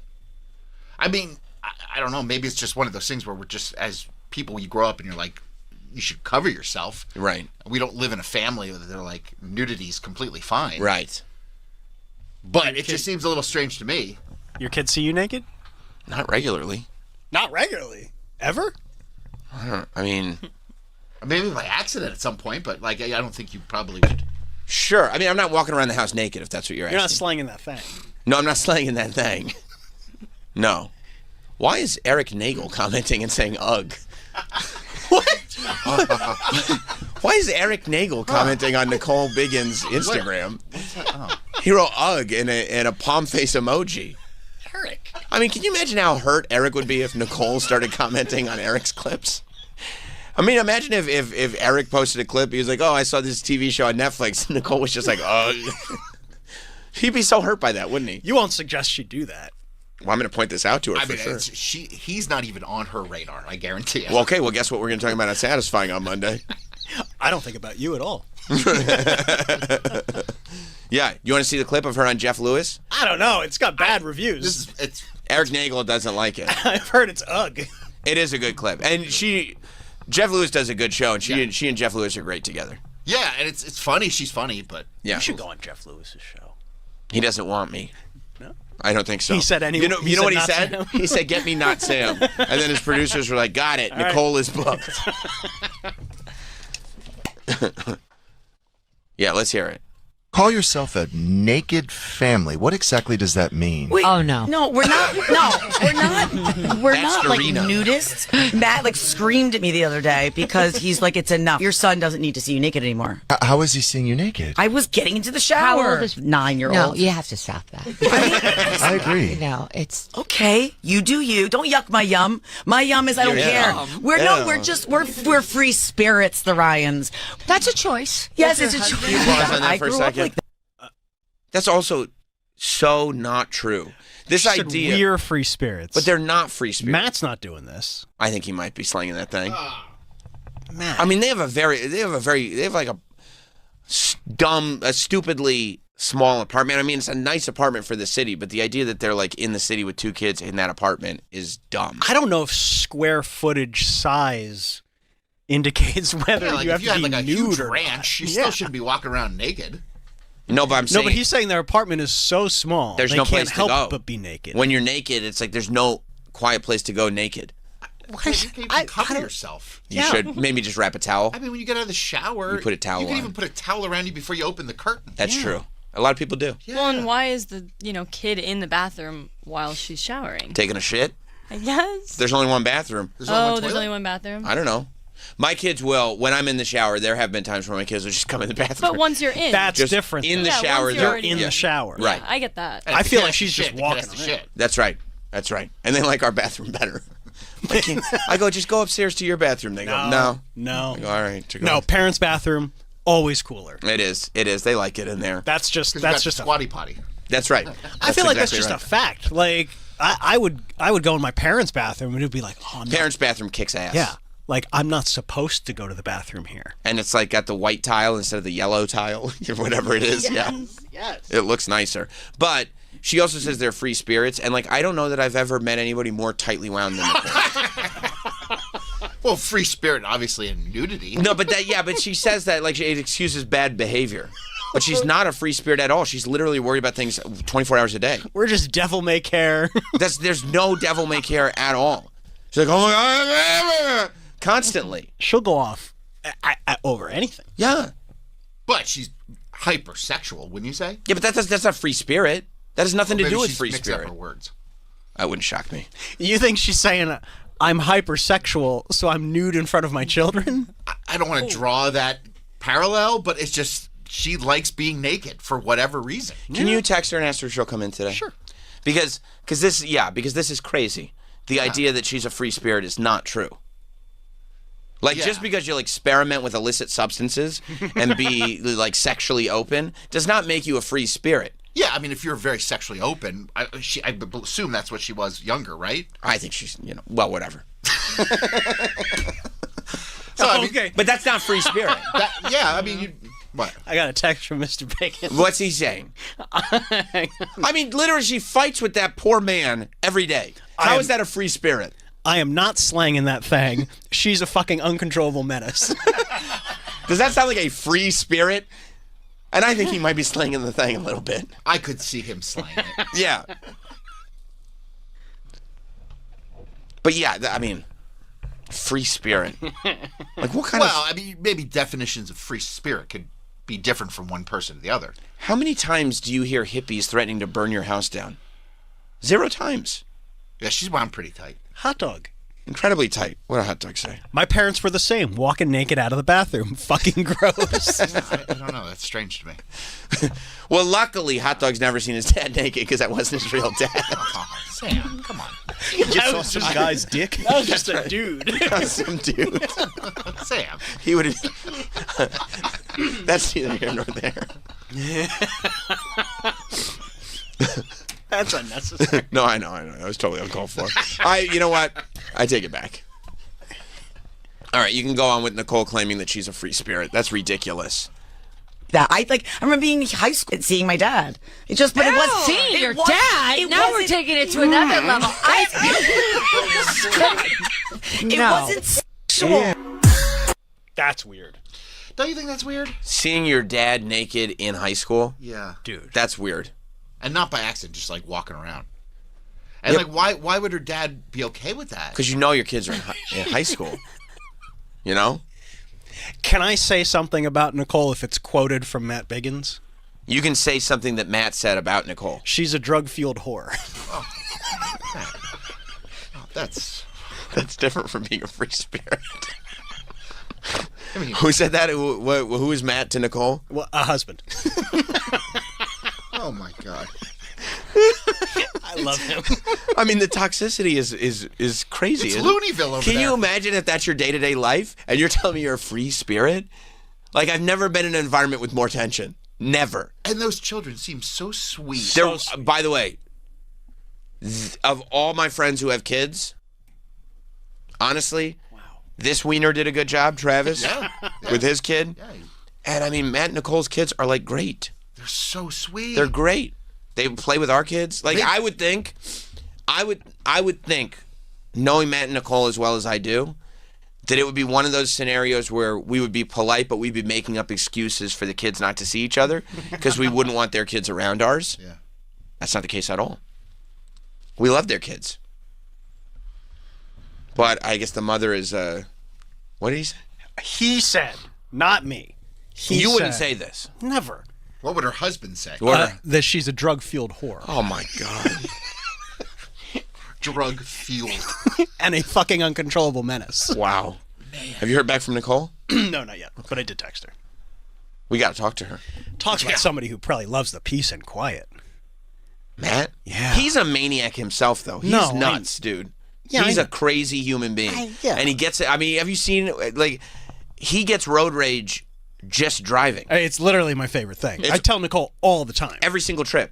Every time he drives. Yeah. He's screaming and second he's in the car. And his kids are in the backseat. He's screaming and cursing at every other driver. Everyone. Every single car trip. All of them. They're free spirits, though. Yeah, what are you talking about? What the fuck are you talking about? What do you mean you're a free spirit? How? In what universe? I mean, there is a difference between nudity and anxiety. Yeah, there's a difference, but if you're doing both of them, that doesn't make you a free spirit. No. She's riddled with anxiety. Which means you're a tightly wound nude person. She's gotten into, like, knockdown, drag-out fights with me over, like, a lack of clips. Over nothing. Clips. Who gives a fuck? Well, she wants to promote the show. I don't see a problem with that. And We've been friends for 15 years. You would be like getting a knockdown drag out with your friend over 15 years if it's like we didn't have a clip this week? She's very passionate.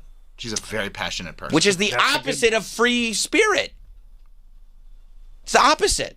Yeah. It's outrageous. It is. It's wild. But I think she really thinks that she's a free spirit. I think your definition and her definition of a free spirit. It's not it's Merriam and it's Webster. That's their definition. What does AI say? Yeah. What exactly is a free spirit? If somebody considers themselves a free spirit. Maybe it's like a nonconformist, she thinks. Yeah, like that's what she what means AI by says. it. How is she a nonconformist when all she thinks about is trying to make more money? Well, it's the most conforming thing that you could be in society. Do you want to know what AI says? She's not a Well, nonconformist. with the naked part. Yeah, naked. She's just naked a lot. That's not. She's not a nonconformist, and she's not a free spirit. But the world says you have to wear clothes, and she's like, no, I won't. She just wants to be naked. That's all. There's no larger thing than that. She's probably an exhibitionist, but you can't say that. You can't go like, why are you naked around your kids? Well, I'm an exhibitionist. That sounds fucked up. She's a breeze enthusiast. Maybe she loves a breeze. That I could accept. I just love a breeze. I just love a good breeze. Actually, Just that makes don't wear underwear. Right. I don't think she does. I'm sure she doesn't. You're sure? I'm pretty positive. This is AI.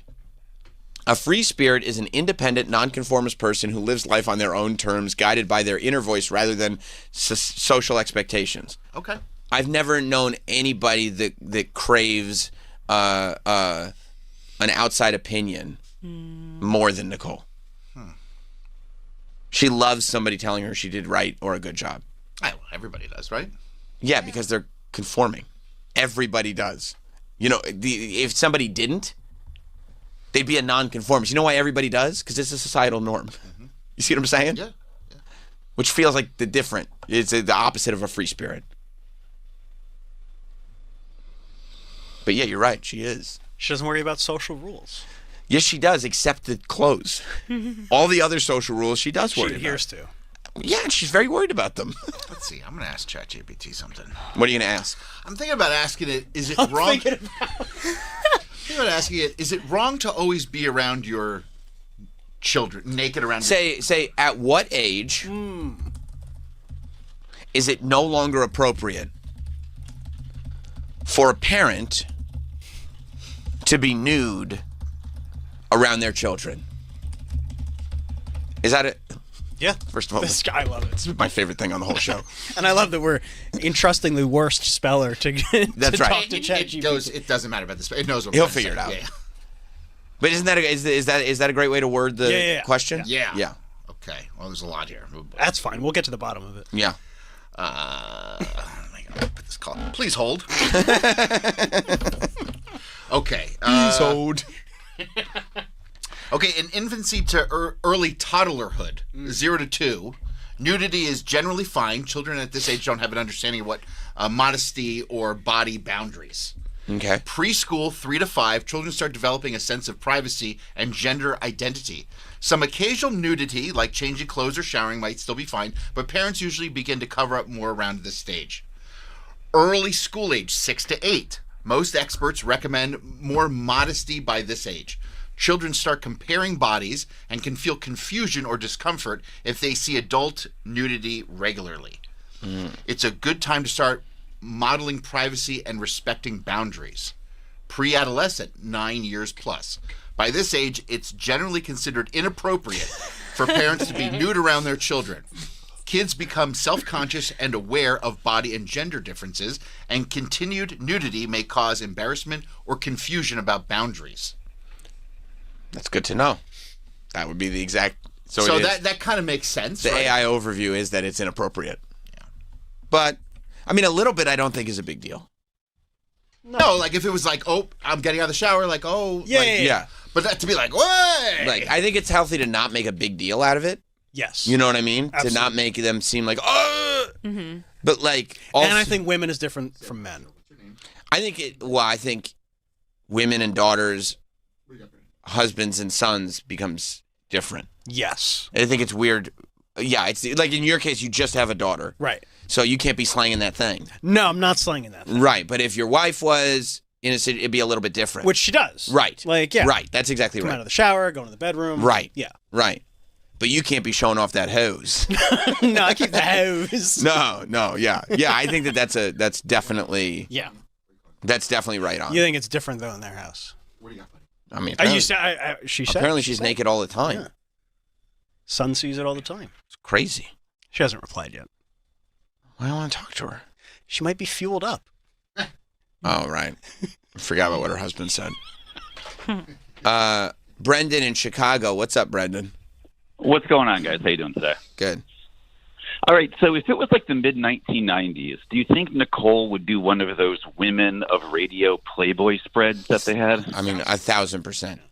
She would have to get paid. That's awesome. No. They'd probably trick her into doing it. Like, yeah. There'd be no issue with it whatsoever. No, and there is prestige to doing that too. That's right. Yeah. That's right. They'd say it's great for exposure. She'd go, great, let's do it.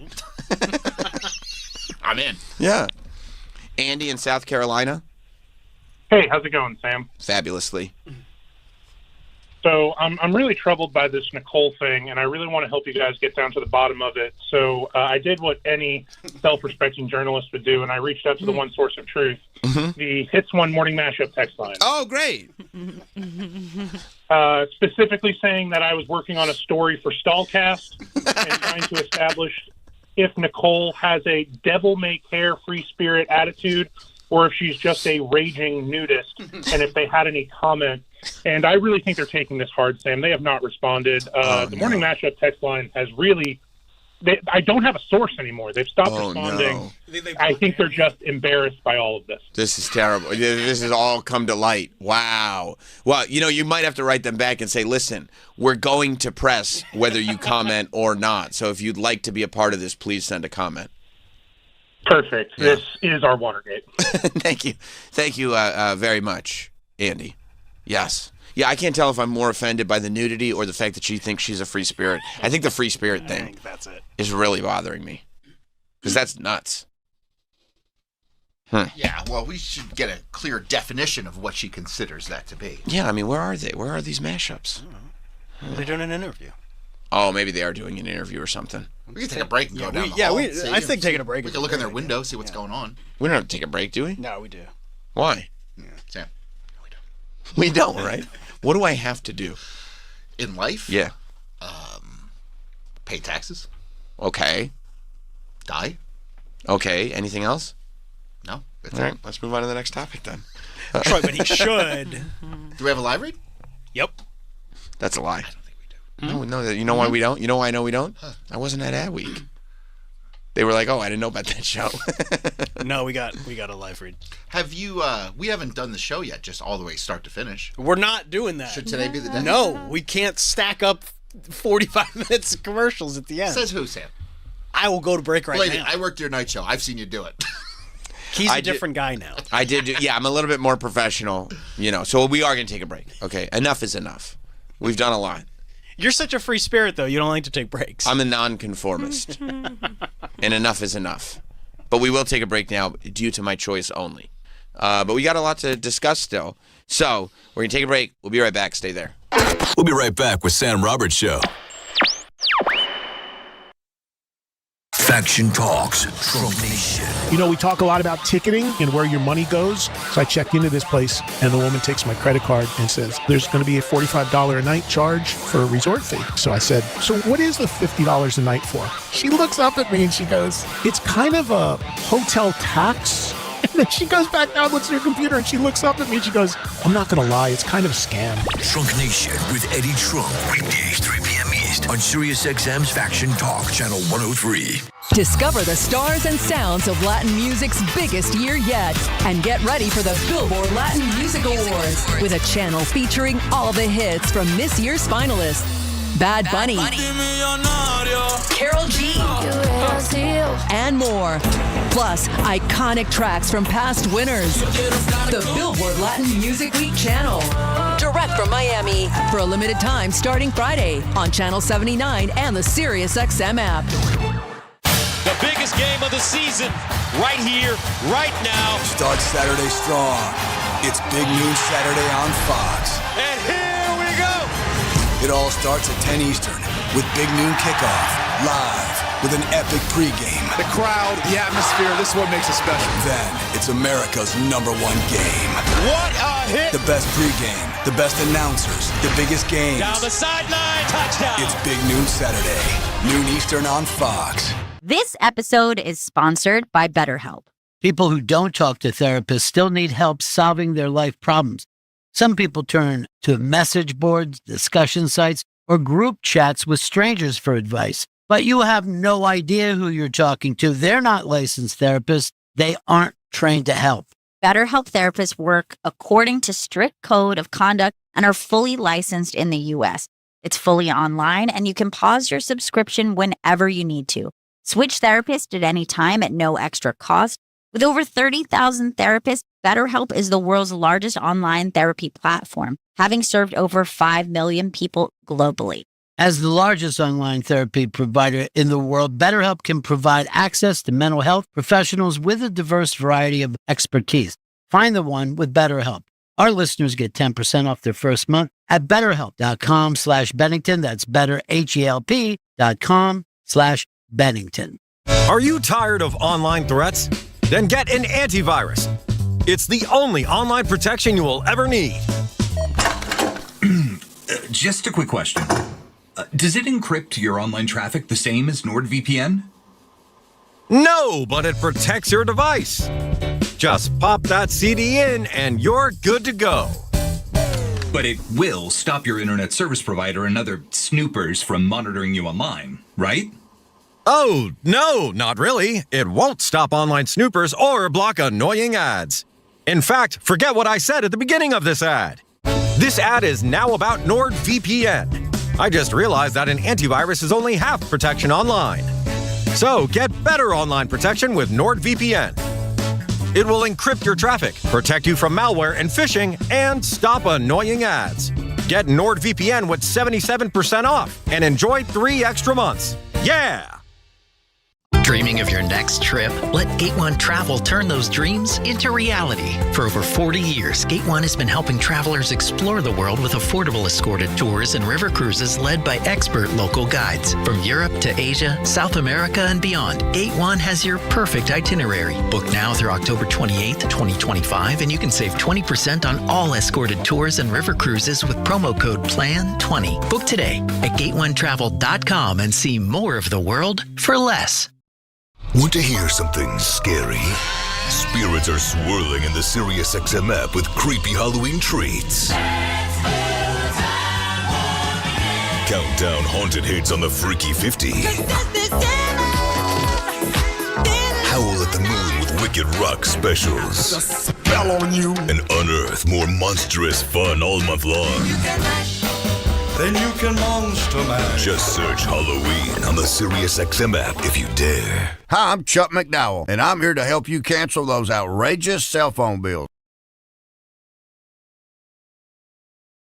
Ever sign up for one of those too good to be true phone deals? 1 minute you're feeling great, then suddenly you're paying over $1,000 a year. Crazy, right? You know who else thinks that's crazy? Red Pocket Mobile. That's why Red Pocket plans start at just $10 a month for unlimited talk, text, and data with no contracts and no price increases ever. Plus, Red Pocket gives you access to all 3 5G networks. You pick the one that works best where you live or work, or switch anytime for better coverage. Imagine never being stuck with one network again. And with Red Pocket, you keep your phone and your number. Why in the world would you not switch? Red Pocket Mobile, your new ultimate cell carrier. Switch now and get one locked-in low price, 3 5G networks, and live customer care in less than 2 minutes. Go to redpocket.com. That's redpocket.com, redpocket.com.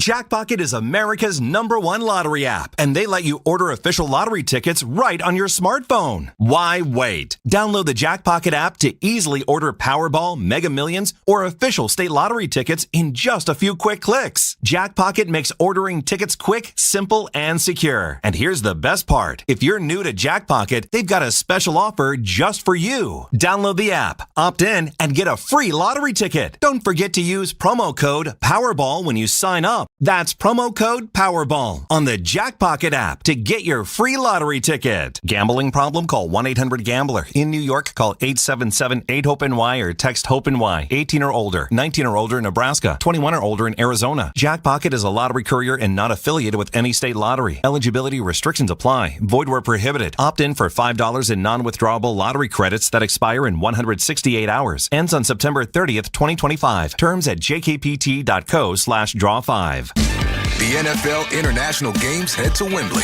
Let's go! So wake up and lock in, because on NFL Network, our stars come out in the morning. He's into the end zone! Stafford and the Rams offense is ready to put on a show. Touchdown, LA! But Trevor Lawrence and the Jags are looking to light up London. Incredible! It's Sunday morning football. Snooze off, game on. Rams, Jaguars.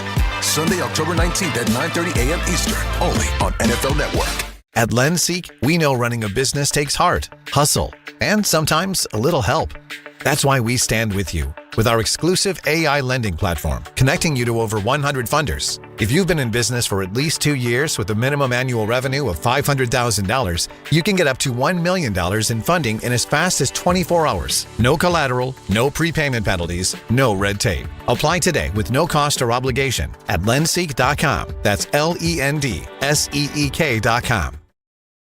The Bonfire with Big J. Okerson and Robert Kelly. I've always loved Marc Maron. Did I tell you that I asked him about doing Story Wars in LA? So I explained, in a pretty thick paragraph, what the game is. And then I wrote another text going, I really hope you say yes now for all that writing. And he was like, it's good to write sometimes, Jay. I like when the curmudgeons are the curmudgeons, though. So I asked Jeselnik also to do Story Wars, and he was like, it's great to hear from you, Jay. No. The Bonfire, weeknights at 5 p.m. Eastern on Faction Talk, or anytime on the SiriusXM app. Howard Stern. Howard Howard Stern is second to none. Humble, just, humane, temperate, sincere, dignified, and yes, he wrote this. People that come up to me and go, love John Howard every single day. You are pretty much the best interviewer in the world. You make it happen because you're easy to talk to. I'm just blown away by the talent you have. Howard, you bring out the honesty in people, and I love that. It was fun. I never thought it was going to be like this. I thought I wanted to pull my teeth out. Only on Howard 100. Now available to most subscribers. This episode is sponsored by BetterHelp. Look, we all have people that we go to when we want to discuss the problems going on in our lives, whatever issues that we're facing, whether that's the group text, whether that's friends at work. A lot of them aren't even listening. A lot of them are so concerned with their own issues. They're not paying attention to you. They're just smiling and nodding. That doesn't help. If I were you, I'd go to BetterHelp. BetterHelp therapists work according to a strict code of conduct, and they're fully licensed in the U.S., fully online, and you can pause your subscription whenever you need to. You can switch therapists anytime, no extra cost. With over 30,000 therapists, BetterHelp is the world's largest online therapy platform, having served over 5 million people globally. As the largest online therapy provider in the world, BetterHelp can provide access to mental health professionals with a diverse variety of expertise. Find the one with BetterHelp. Our listeners get 10% off their first month at BetterHelp.com/Teft. That's BetterHelp.com/TEFT. You've worked hard for your money. Now let it work hard for you. RJM Group and Company has been helping families grow their wealth for over 30 years, right here in South Florida. Imagine an investment as steady as a CD account, but earning returns from 7% to 20%, guaranteed every month or every year. With contracts from 1 to 5 years, RJM puts you in control. No gambling, no guessing. Just smart, secure growth backed by real estate expertise you can trust. If you've been waiting for the right way to invest, call RJM Group and Company now at 1-888-775-3002. That's 1-888-775-3002. That's 1-888-775-3002. RJM Group. Trusted, proven, built for your future. Individual results may vary. There's no guarantee that past performance will be indicative of future results. Invest wisely. Hi, I'm Sherry Harris, owner of LifeSource Water. Your tap water isn't as clean as you think. City water is full of contaminants, including chlorine that cities use to treat it. At LifeSource, we believe your water should support your family's health. Our whole house system delivers filtered water from every tap, even your showers. For over 40 years, we've proudly built every system right here in the USA. Call our factory today at 1-800-WATER-99 or visit lifesourcewater.com. Warranty limitations apply. Hey, employers, quit being and consider offering an affordable medical plan. The Claim Doc Dual Option Approach. Wouldn't it be nice to offer a major network option for the executives who can afford higher premiums and deductibles while offering a significantly lower cost medical plan for most of your employees? Well, cheer up. Now you can. Ask your broker about the Claim Doc Dual Option Approach and stop being by offering a plan your employees can no longer afford. Visit claimdoc.com to learn more.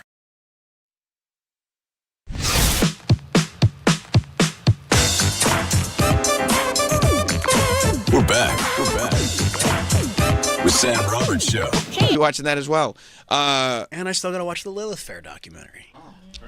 I think you're in it. That's what I want to watch. Yeah. Oh my gosh, that's the one I went to. That's me. Yeah, the Jim Downey doc. I'm very much looking forward to. So Jim Downey's the guy who I think is probably, for our generation, is probably most famous for being the guy in Billy Madison who told him we are all now dumber for hearing that. Mm-hmm. You know, the sort of kind of straight-laced guy. Now, he also has a similar role in the film Dirty Work, the Norm Macdonald vehicle, where he plays one of the homeless men. And he keeps, there's a recurring bit throughout the film where he keeps doing these, really heartfelt speeches. And he keeps doing these heartfelt speeches about, the truth of the matter is, and everybody thinks this, and everybody thinks, and then the camera zooms in on him as he's doing this heartfelt speech. And then the bit is, at the end of the speech, they cut to a zoom out and everybody's gone. Everybody left while he was talking. But, I mean, what he really did was he was one of the big SNL writers, and I think the longest tenured SNL writer ever. And I mean, everybody that ever worked with him is like, he's the funniest person that maybe they've ever met. And he never really, he did a couple of things on screen, but he was always a writer that worked with these people that we all knew, the Sandlers, the Norm Macdonalds. Like, he was the guy who was Norm's like right-hand man, his writer on all those Weekend Update, those classic Weekend Update jokes that everybody still loves to this day. A lot of them were written by Jim Downey. And, and it goes to the power of podcasts. I mean, that's it. It goes to you know where I was going. It goes to the power of podcasts. We're bigger than maybe all of this. In this day and age, in the modern era, as it's known, that maybe more than all of this, more than the Billy Madison cameo, more than the Dirty Work cameo, more than all the writing on SNL, more than all the, the fact that the funniest people that the world has ever known swear by this guy, he's really known for this one clip. And it's not even the whole interview. I mean, the vast majority of people who know this have not seen the whole interview. But I feel like, and honestly, I would go so far as to say maybe the reason the doc is even happening at all is because of this singular moment on the Team Coco Conan O'Brien podcast. I didn't preview this. It might be a little long. That's okay. There are many figures in our society who contribute an enormous amount to our culture, and people who have unconventional personal lives, and yet they seem exempt from criticism. Jeffrey Epstein. Well, wait a minute. Wait a minute. No, let me finish. I see it. Jeffrey Epstein. I see it. No one, criticizes him, and yet. Oh, wait a minute. That is a double standard. Jim, it's wrong. Jim, And hold it's on. okay. Hold on. Look, Hold Conan- on. Much has been said about Jeffrey Epstein. Terrible things have been said. Jeff, I'm talking about Jeff Epstein, the New York financier. Yes! We're talking about the same Jeff Epstein. No. Yes. No. Yes. I never heard. Oh, it was a big story in the news. Huge. No. Yes. For you to say no one ever Jeff said. Epstein. Yes. Jeff Epstein. Yes, the financier. With the island. Yes, he had an island that I've never been to. Yeah. I'm pretty sure, with respect, if there was some news about Jeff Epstein, I would have heard. No, I don't know what rock you've been under. It was a huge story, and Jeff Epstein I have to tell you, he's gone. He's dead. What do you mean? He's dead. He's dead. He's dead. Sorry, nice try.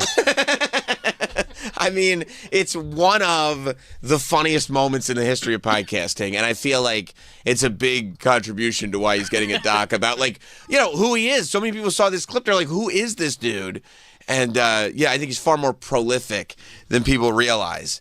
Well, speaking of prolific and beloved figures. Yeah. What's your problem? I don't have a problem. What's No. your fucking problem?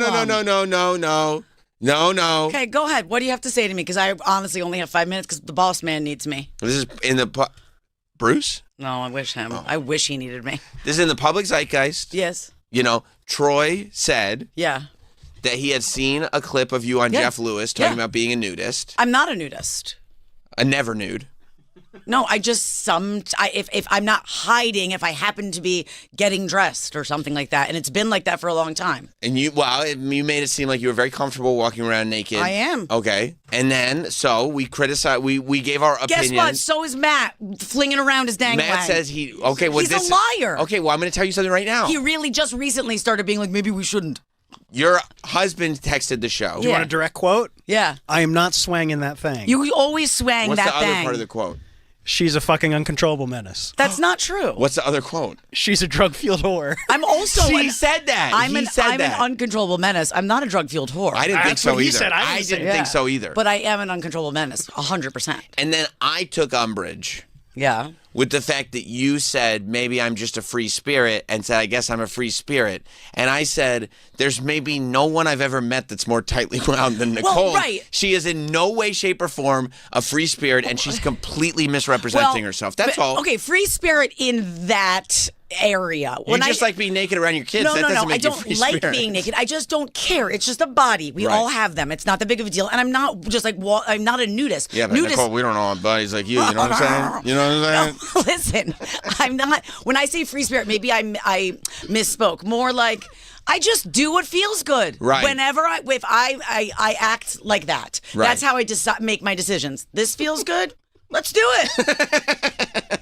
You know this. This is nothing new. No, I do know that. That is true. I mean, but have your kid your kids are the young one is 9. He doesn't even flinch. He's not like we're not like staring at each other. We're just doing life. I know, but at 9, like people change. All right, so I said to Matt because he had freaked out. He did? I'm the drug-fueled menace. Couldn't find him the other night. He was missing for 6 hours. So you do with that. To what you be will. fair. To be fair. I did say Matt Biggins is an absolute menace and maniac himself. I said that there was no way we're going like, oh, Matt's, because Travis said, I can't believe what Matt has to deal with. And I did stop everything and say, no. No, he is lucky that.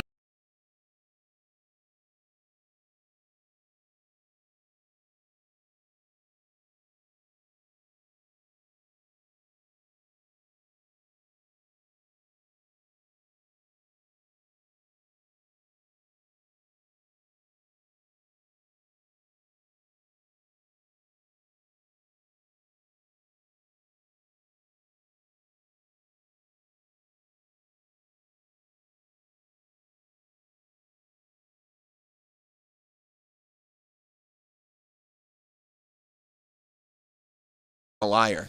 He goes, I don't know, it's a big deal if I'm coming home. And I was like, it's 10:30 on a Monday night. You have your child, and I haven't heard from you. I have no idea where you are. You had to raise the child on your own? I was going to call like the jails and hospitals. Yeah. I thought maybe they got run over by a car, too. Right. I But was he's scared. the one, he probably would have pulled an Alec Baldwin himself, wrapped it around a tree. Yeah. And just been like, I had to. And I told him. I said, this guy road rages. This guy, the worst. and I mean, listen, It's the best. nudity, fine, but angry cursing in front of the children, that's terrible, and that's his deal. So many words. Divorce.com, here I come. That's right. I support it now. Okay, I support it. He was spreading fallacies I about us. apologize for even questioning you. You know what? He lied to us about you, and then he lied to you about us. What is trying to as start if, something. As if we're not going to talk. Go back to your lame job. Lame job. You are a loser. You think he's trying to loser? He's a loser. He's trying to drive a wedge Thank between you and Nicole. Thank you Anytime. for clarifying. I love the clarification. See, it's good that we did this. Because he probably would have riled her up so much that then I would have started getting horribly mean texts. And I I'd be think like, that's what what's is happening. Yeah. He's trying to drive a wedge between you and Do you Nicole. think there's jealousy? Yeah. I hope not. Could there be? I mean, there could be anything. I don't know. Travis, what do you think? Yeah. I'll tell you this. He is clearly a lunatic of a man. He's a crazy person. And he's not a good guy. He's a good guy. He lies. He seems like a good guy. He lied to us and to guys her. lie? No, guys that are tricking you into thinking that they're good guys lie. That's how they trick you into thinking they're good guys. They're lying. No one who wears that many puffer vests would lie. Actually, that's the uniform of a liar. That's a liar's uniform. Oh. Yeah. He got it right out of a catalog. Do you have anything for liars? Yes, as a matter of fact, we do. Oh. Well, see how good it is that we got to the bottom of that? Yeah, but I feel so anxious now. That you know why? Because you were around the Biggins for 5 seconds. You interacted with both No, Matt. there's that much free spirit. Oh, I see. What a couple of free spirits, huh? She is round tight. I thought I was on a hippie commune for a second. I thought this was the Spawn Ranch. I thought I was with the Manson I girls. thought this was wild, wild country. That's right. You see what I'm saying? She came in here ready to bite someone's head off. Mm-hmm. Like after you tape Satisfying, do you have to have like a Valium just to like calm down? No, I usually we usually get it to a good place when I can like, okay, here's what's going on. You know what I mean? Like she doesn't leave you. Like when she leaves, you're okay. Oh, I mean, I'm bulletproof. You think I'm taking any of it in? No. This exists for 1 hour. These aren't my problems. You're right. These go on the train with her. It's great. That's why it works. That's why it's so great. I mean, I'll tell you who else. You know who Nicole's husband Matt reminds me of? Who's that? I would say people go, what's he like? I go, he's kind of like a Mark Sanchez type. That's what I say. Like the stabbing Mark Sanchez? All sides. All sides. Just that he could be dumb like jock? Well, a bit of a dumb jock, good-looking quarterback. Good-looking. Charismatic guy. Yep. Also capable of really bad things when he's blackout. Do you think in the alleys of New York City, Matt Biggins has done wind sprints? Yes. I think 1,000% that he's done wind sprints in the back alleys of New York. Yes, I do. They actually got him. Mark Sanchez earlier this week was released. Mark Sanchez, you remember we were talking about beginning of this week, end of last week. Actually, I think it was whatever it was. But there was this whole story of Mark Sanchez getting into this knife fight with a guy at night in Indianapolis. And at first, without checking anything of what was going on, politicians came out and said, well, this just goes to show how unsafe the streets are, only to find out that upon even the most minimal investigating practices, that Mark Sanchez appears to have had a fairly large hand in this altercation, to the point where he is now looking at felony charge and unlawfully entering a vehicle and doing all this stuff, especially and the guy that he was in the altercation with looks a lot worse than he does. It's always, it must be such a weird thing, right? When you're in the hospital, and if you're in the hospital, what do you want to do? You want to get out of the hospital. You want to recover. But if you're in the hospital and on the other side of that door is a felony charge, do you just sit there going I hope I never get better? Do you dread the doctor coming in and being I think you're okay to go home? And you have to be well, doc, I don't know if you heard. I don't think I'm going home. I would hate it. It would seem and that it's almost like a purgatory that you're just sitting there. You can't peel the Band-Aid off because you're just waiting. You can't just go, okay, I'm just going to go do it. I'm just going to go turn myself in. But you also don't want to be released from the hospital. Now they did. They released him from the hospital, and luckily, the paparazzo were waiting outside the hospital. Just let him live, right? I don't think so. Oh, okay. Yeah, no. I think that if you're because of the stabbing, yeah. If you're maybe out to dinner with your kids and you haven't stabbed anybody, then I would say just let them live. But if you're by yourself after a stabbing, I don't know that you still have that let them live privilege. Okay, that's fair. Especially since it's why are you in Indianapolis? I'm in for work. Did you make it to work? I did not. No, I did not make it to work. I was in this hospital. Here's what the big interview the paparazzo got with Mark Sanchez after he was released from the hospital. Mark, is there anything you want to say to the people of Indianapolis? Listen, right now I'm just focused on my recovery, and I just wanted to thank the first responders, Eskenazi Hospital. That's right, you're going to get some. I just want to thank Dr. Mossler, the surgeon. She saved my life, so I'm grateful for that. Sorry, I can't answer all your questions. Are you feeling any better? Thank you, guys. I'm recovering slowly, man. Appreciate it. It's a long process. How's the other guy? Is that your truck that you're getting into? I know you like to get into other people's vehicles. Yeah, I mean, sometimes you just go, no comment, and you just keep walking. I don't know that anybody in the history of the sad voice has ever fallen for sad voice. Have you ever seen a worse sad voice? Sad voice? I just crocodile tears. I really want to just thank the surgeon. Isn't this kind of your fault? Should we really feel sad that you had to go through this dangerous surgery when it seems like it might be kind of your fault? At least he thanked the first responders. Allegedly. Yeah, the first responders. How many responders were there? What order did they come in? This is 9/11? Yeah, the first responders. It was only one response. Yeah. The only response was, we bring you to the hospital now. the first and only responders. You don't get to be a first responder if there's no second responder. You know, it's not like the backup crew came and go, I guess I already got Mark Sanchez. You know, I don't think every time an EMT comes, do you go like, oh, wow, first responders. Thank you. Right. They're the only responders. I didn't think he would come. It's literally my job. No. This was the 9/11 of my life, and these are the first responders. Well, luckily the first responders in this disaster all ended up getting out okay. I don't know. I heard him sniffling a little. He seems pretty... Well, yeah, that was his tears. That was not allergies. That was his tears and sadness. Like, shouldn't the interview have been like, hey, why are you sad? Yeah, didn't you stab a guy? Are you sad from you stabbing the guy or the guy stabbing you back, or what's got you crying?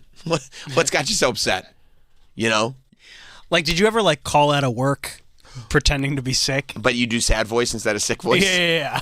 I'm sorry, I'm sick and I can't come to work today. Like, okay, that's how bad I mean, this was. why are you sad? I got the black lung pop. Like that's as believable. It's I mean, just no. But I mean, I don't know. Maybe that happens to people when they just like. You think that's authentic? No. But people think that it's okay. Like that level of inauthenticity is like you should have some kind of realization that nobody is buying this. Mm-hmm. You know, like that should at some point or another like occur to you that this is a ridiculous thing that I'm doing. I can't just pretend like people are going to believe that I'm actually upset about this. Walking slowly like he's so injured. Right. He can barely walk. Did they stab you in the legs? No. And I'm so glad they didn't. It saved my life. Wonders the doctor's like, oh man, I appreciate the shout out, bro. Thank you for shouting me out. Like that he was doing his duty. I don't know that he specifically was like, oh man, I gotta fix the guy who allegedly started the knife fight. Yeah. No, but I think when you, and I think it's a trap that athletes have to fall into. You know, I think not too long ago we were talking about LeBron and the craziness of the fact that you know, as a high school athlete, he was being recruited by the NBA. So he never had a world where as an adult, he had to struggle to kind of get to his spot. He already got to his spot as an 18-year-old. And I think that sometimes, you know, like in this case, Mark Sanchez is a successful athlete early on, and then he goes into broadcast. Like he's always had sort of people around him putting him up on a pedestal. And, you know, now he doesn't quite know. Sometimes if people don't do the work themselves, they don't know how to be humble. They don't know how to go like, okay, I need to like actually be a person here because they've never had to be a person. And that's the energy that I get from this. Yeah, you don't know how to properly act in a lot of situations. Because you've never been vulnerable. Like professional athletes, especially high-level professional athletes, are to one degree or another taken care of. Yeah. Like you get taken care of because your skill has a value and it's a high value. And so we're going to make sure that as a person, a lot of your needs are taken care of so that you can perform at a high level. And that's a fair trade-off, I think. I don't have any issues with that whatsoever. But it is incumbent upon you as a person who's going to live in the world, even after the game is done, especially if you're going to stab people, but even if you're not going to stab people, to learn how to be a person as well. Because I think you do see that. I think that's part of the problem with athletes. It's not just like the financial illiteracy or the CTE or all that stuff that comes later. It's this idea that like they've never been taught how to be a human being. And so they don't realize that like this special treatment only exists when you're playing the game. And unless you have like a strong upbringing or the right people around you, you just never learn the right way. And so, you know, you end up with coming out of the hospital after everyone knows this story. Everybody's been talking about it. It's all over everywhere. And you think like, I'm sad / you're right, sick. A week later. Yeah, a week later. So much so that I can't talk because I don't know, I'm just emotionally drained from all of this. And we're going to go like, oh, you know what?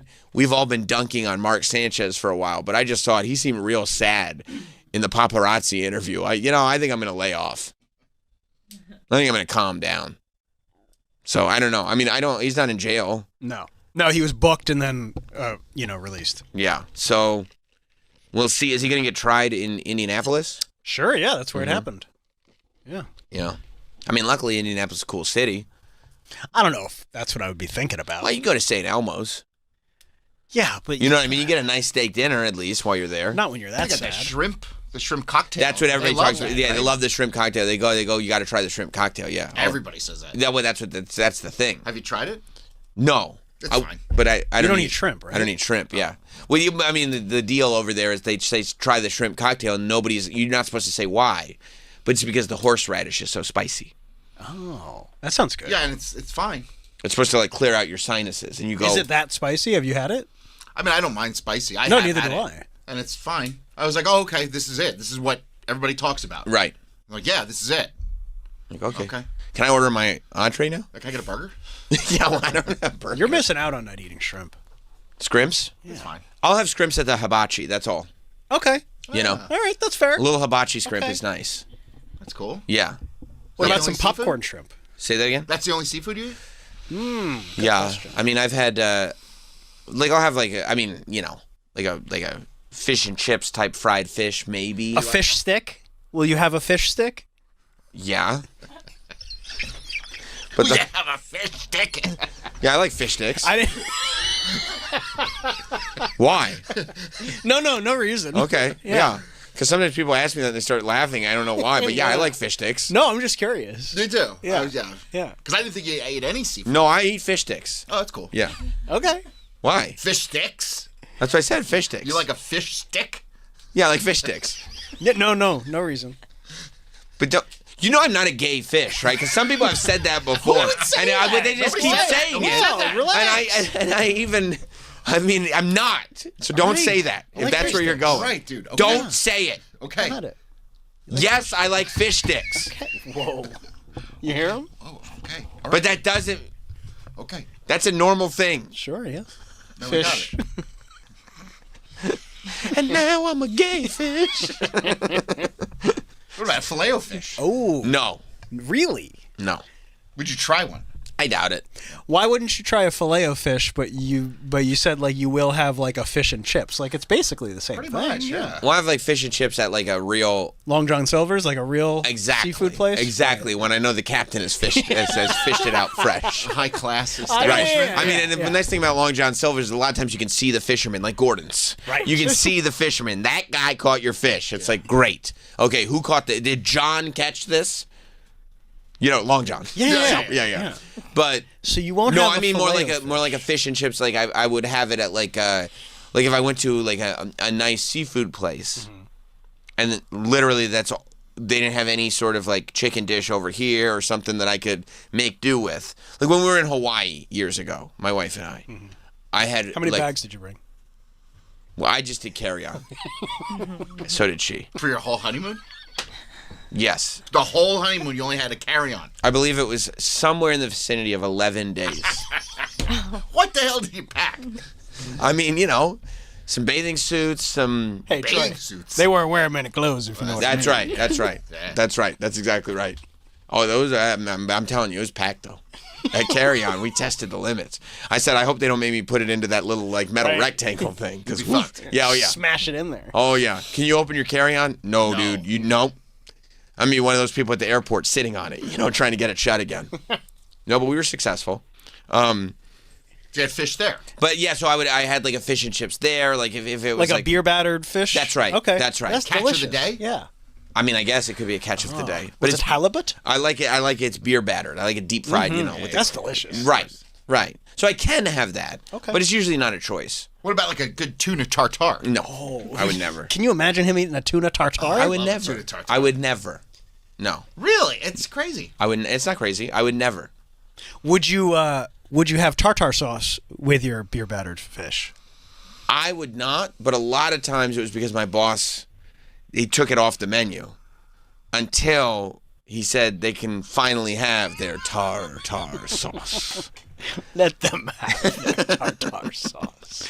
No. But you're not like a mayonnaise based kind of guy. I don't like anything with mayonnaise. Right. in it. Okay, so that makes sense. Yeah, I don't like mayonnaise at all. Tartar sauce is delicious. Yeah, no, I don't eat tartar sauce. I could go for some beer battered fish. I mean, yeah, I can do that. You know what I mean? It's You want not. to do that after the show? No. Okay. It's not my preference. Well, who would I be with? Me. No. Troy can come too. I think you Gordon wanna- Ramsay's got a fish spot in Times Square. Just the two of us? Whoa, how? Oh, whoa. Is that cool? Guys. You want to go? I'm down. Okay, cool. Where are you going? We're going to go grab fish. All right. Can I follow? Gordon Ramsay's fish and chips. Listen. Like, no. you would eat there. If I was hard if you up. had to. Yeah, it would have to be like somebody else really wanted to go and like, all right, I can manage. And there's no chicken option. You'd obviously go for the chicken option. That's right. But I can manage that. Okay. That's incredible. I never knew you ate fish. Yeah, I can manage a deep fried fish. You can get it down. Yeah. You're not excited about it. I'm not pumped. No. But better than like a steak. Yeah. Well, I don't think I can get a steak down. No, I've seen you. Yeah. You literally could not. No. Right. You're I'm gag not reflex. bluffing. Yeah. Many men have told me I have an unusual gag reflex. Yeah, no, I never would have thought fish. Yeah, that's we yeah, learn I something can. new every day. I can do it because when I was growing up, I would eat fish sticks for sure. Yeah, who wouldn't? Right, and that doesn't make me anything. In your kid cuisine. Right. Right. But yeah, but I would never have like a fish on a plate or something like I'm not eating fish No? like that. Like a salmon. Ooh. No, I'm not gonna. Poke bowl? I'm not gonna have a nice poke poke bowl. bowl? No. Poke bowl. No, I don't do poke bowls. No. Would you even try a sushi? Like a raw fish? No. Do you like No, rice? because I don't like rice. Oh. There's so much there working against me. Literally everything. Everything is working against me. You could do like a sashimi. What's that? It's just like the piece of meat without the rice. You could have it without the rice. Maybe he could do a tempura. But I mean, at this point, when we're having to like figure out, like, well, you can kind of do how about I just get like regular stuff that I like instead of having to have everybody do like a fun dance? So Because you could figure try out- new things. You I don't want to. love bacon, egg, and cheese. I now don't because you like tried trying new things. I don't like trying new things. I don't like going new places. I don't like any of it. Why? There's nothing about it that's Have like, some oh, this is tempura. great. Variety is the spice of life. No, it isn't. It is. No, it isn't. That's a lie. It really isn't. No, trust me. No, trust. I don't know what the hell you've been doing. Well, there was a point where I didn't like sushi, and then I tried it, and I was like, oh, I actually really like this. It's the best. Yeah, well, guess what? I don't want Truffles? I hated truffles. Truffle butter? Well, talking fillets? Truffle shuffle? I like the truffle shuffle, the dance. Everybody loved the truffle Right. shuffle. No, but yeah, I couldn't imagine. Yeah, I don't have any reason to. Can you try do a it. loaded baked potato? Yeah, because I like. No sour cream, That's fine. but cheese and bacon. Yeah. But you'll eat like a baked potato. Love a baked potato. Okay. What about a mashed potato? No. Interesting. Potato pancake. It's the Like a same thing. latke? It's just mashed. I love potato pancakes. I like potato pancakes But it's not myself. fried. I mean, you won't eat a mashed potato, but you'll eat a baked potato? That's right. It's literally just smashing it up. Well, you don't need anybody to smash my food up for me. What am I, a You baby? smash it up in your mouth, right? When you Right, eat that's right. That's right. I'm not a so weird. baby. You know what I mean? Like, you're going to feed it to me too? No, I'm not going to have mashed potatoes. What about a pierogi? What's in a... I don't Oh think so. my God! My wife just made pierogies the other day. The best. It's like You're a lucky man. Oh, you know what, though? He doesn't like sour cream. And sour cream with the pierogi. It feels cream-based. No. No. It's just on the top. It's like a. And it's not necessary. It's like a pasta pouch with cheese and potato. It's delicious. I probably wouldn't do it just Polish. to and it's just to probably play it safe. I'd probably go nah. You don't have to play it safe. It's 3 normal ingredients. Yeah, I'd probably go. You know what? Pasta, cheese, and potato. Right. Well, I don't even like pasta, so no, I'm not doing that. Is it? It's not crispy. No. If you told me it was like an egg roll, No. It's not an egg roll. then no. I believe you can get a crispy pierogi. like you mean like the crust almost? Like Yeah, the they'll throw it in the sides? frying pan real quick before. So then it's almost like a pot sticker. Yeah, then we're leaning towards a pot sticker. Yeah, almost like an empanada. Yeah. I like an empanada. Kind of different skin. But that's what I'm saying. He deep wants it fried crispy. If you can make it crispy and deep fried like an empanada. He would eat the pierogi if it was crispy. And what'd you say is in there? Cheese and what? Potato. Cheese potato empanada I would have. Okay, then why not just have a cheese potato pierogi? No. It's literally the same thing. You can cut it with a knife. Oh, pierogies are the best, bro. You like that? Right? Literally, I had them last night How many? Can you eat more than 10? without even breaking a sweat. I had 10 last night. You did? Good for you. Were you? It's easy. Was that how many were on the plate? Yeah, well, so my grandmother, my Ukrainian grandmother, would make those all the time when I was a kid, and I asked my wife to figure out how to do it. And there's a place here in the city of El Seca that does just like my grandmother. And she went and figured out the recipe, and now she can make them perfect. Oh, she back-engineered? She back-engineered. Like they do at Area 51. Yeah. Yeah, that's great. Except with pierogies. Pierogies. What's his That's name? exactly did that, what right? he asked him. What he asked her to do. I need you to back-engineer. Hey, can you back-engineer this? And she's like, what are you talking about? Like Area 51. Yeah, what's his name did that, right? What's his name? Bob? Bob Lazar. Bob Lazar. Bobby Laser. Bobby Laserbeams. Yeah, Bob Lazar. She's the Bob Lazar of cooking? She is. That's cool. You ever get the pierogies at Warsaw? I have. Yes, we go to a That's show. a nice treat to go to a is show and get some cool. pierogies. Yeah. And then just sometimes when because when I've talked to Clarice and I go, how exactly would somebody go about making these? And she's like, I have a headache. I can't. I have a headache. I can't explain too much more. That's a weird I go, answer. okay, it's weird that you have a headache now, but all right, okay. Yeah. Oh, they're so good. Yeah, I think you could get down with pierogies. And you know what she tried? You know what she made for me? She because I wanted to try it. It's good, but she gave me a pastrami pierogi. Interesting. I've never had that. I didn't even know that existed. She made it up. Oh, look at Wow. her. Because she's looking at the ingredients, going, what would complement this well? Yeah. What flavors? She's like, you want to try pastrami? I was like, yeah, sure. And it's good, but just the traditional way to go is. I think you'd like it, dude. You could fry them. Yeah, I mean, they don't look bad.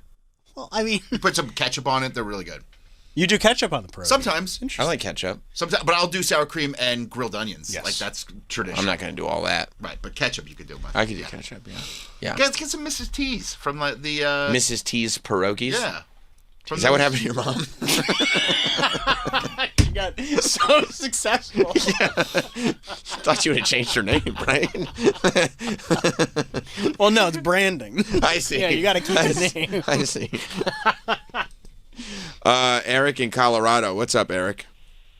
Well, first off, Troy, thank you for fucking making me hungry for pierogies tonight, because that's what I'm going to have. I will fry up some onions and some sour cream. Yeah, I'll fix me a dozen tonight. Hell yeah. Wow.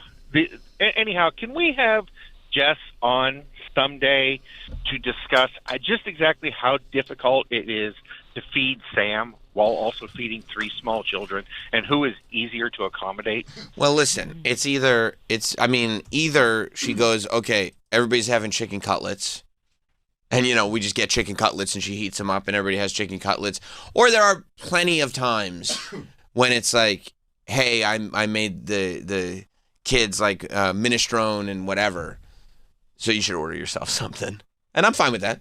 Yeah, I don't see a problem with that. I actually am like, great.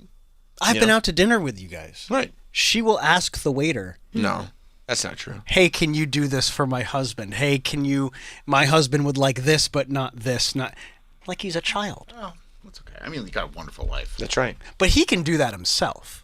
One time? He can order for himself. I choose not to, and she knows I won't. I know, and I'll tell you something off the air. Oh, boy. I already know. I can already figure it out. I don't want that. I was like, that is adorable. I don't need that. One time I was at a wedding, and I was sitting next to AEW wrestling superstar MJF. Oh. Okay. And he doesn't take any shit. No, he doesn't. He's a man. He's a man's man. And he was in Happy Gilmore, too. That's right. He was very good in Happy Gilmore. He was great in Happy Gilmore, too. So I'm sitting there, right? And we had already placed our orders for our food for the thing and everything. And, my wife may have inquired for herself if there was some way the kitchen could prepare a chicken tender. See? And the kitchen was like, yes, we could do that. And so they came out and they gave everybody the food. And there might have been a plate switch situation that happened, right? And it was very low key. And then MJF was like, did your wife order you chicken fingers? I went, yes, she did, Max. Yes, as a matter of fact, she did. But it wasn't pleasing that the former world champion was like, well, I just bore witness to it. But it is what it is. What can you do? Order them yourself. Well, I wouldn't have. And you would have just starved. Yeah. Yes, I would have. That's why, yeah. It's strange. Well, it is what it is. No, what can you do? That is what it is. Have a wife that orders chicken tenders for you. That's at a wedding. That's it, and she does. And I don't ask her. No, I know you don't. And when we go out to dinner, you do not ask her if anything, to I do go, the things that she does. I go, don't. And she goes, why? You're just going to sit there. I go, yeah, whatever. We'll have a great conversation, and then I'll order food when we get home. Your tummy will be rumbling. Well, it'll be rumbling. It is what it is. It's my choice. It's I've created a difficult life for myself, and there's nothing I can do about it. So I'm not gonna put anybody else out over it, right?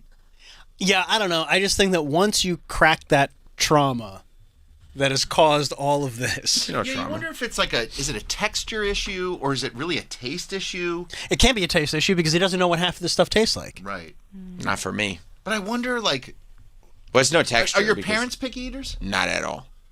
So neither are my siblings. When you were growing up, they would try to feed you stuff, and you'd be like, I don't want that. That's right. Would you try it and it's something with the texture? Oh, it's just based on appearance. Just look at it. I don't want this.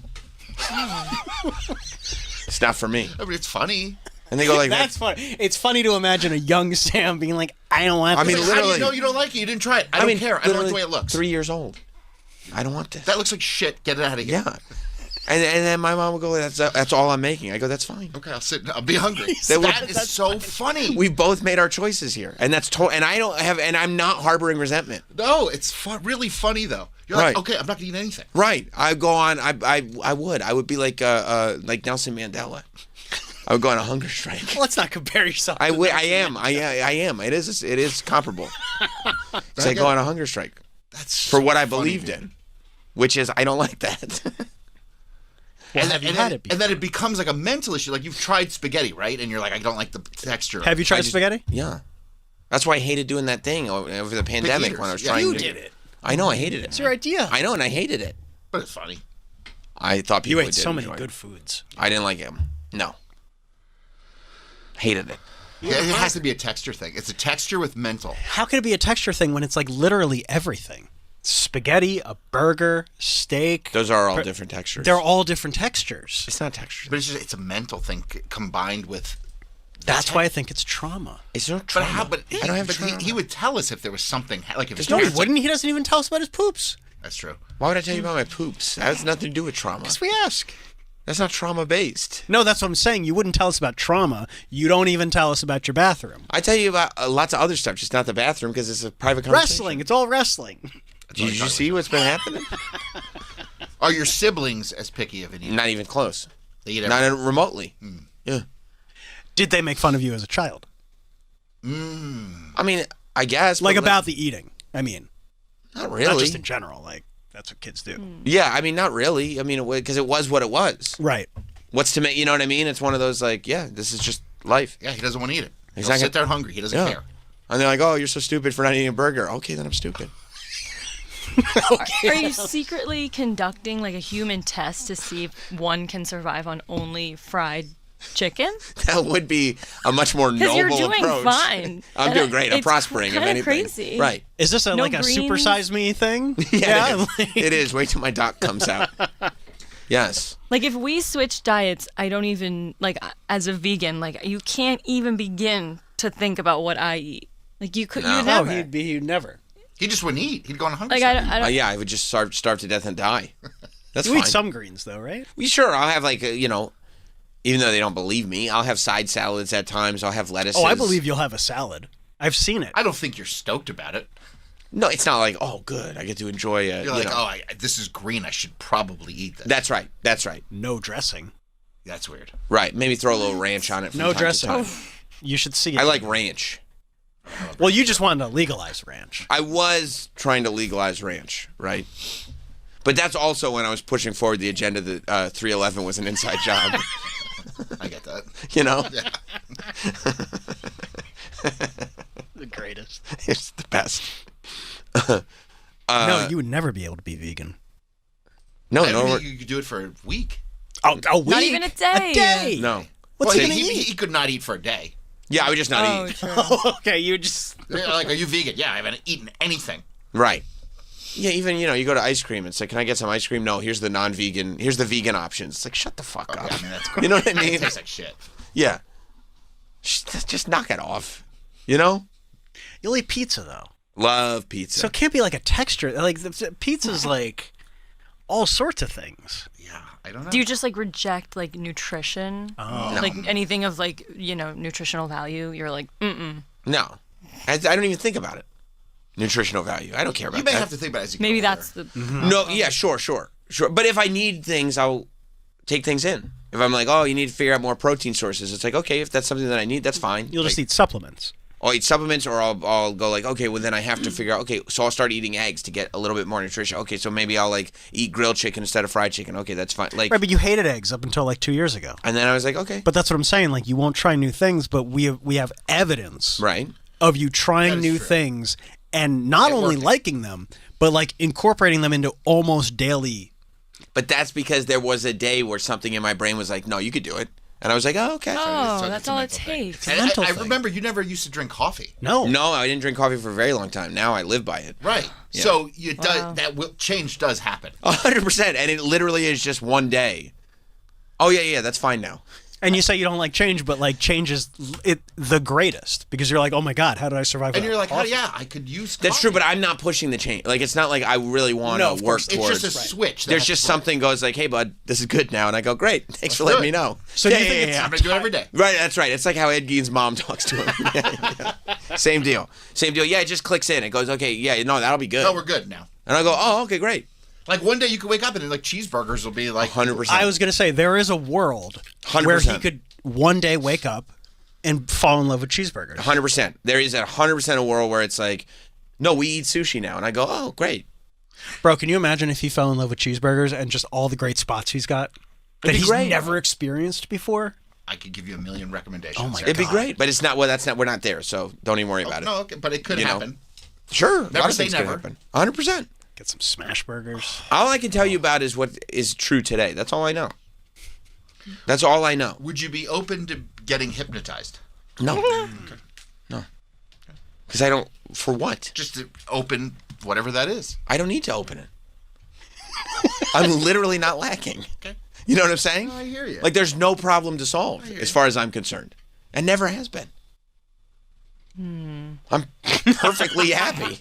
You are. I get it. Right? Yeah. So it's like, why? Well, what am I fucking around? Maybe it's kind of like, you know how you don't like to fill your gas until the last second and everyone Ride the else is lightning? telling you, like, the more that Get to the people airport are on like, time. try other food, you're like, no, I don't need to. Yeah. Like, you're just being stubborn. That's what it is.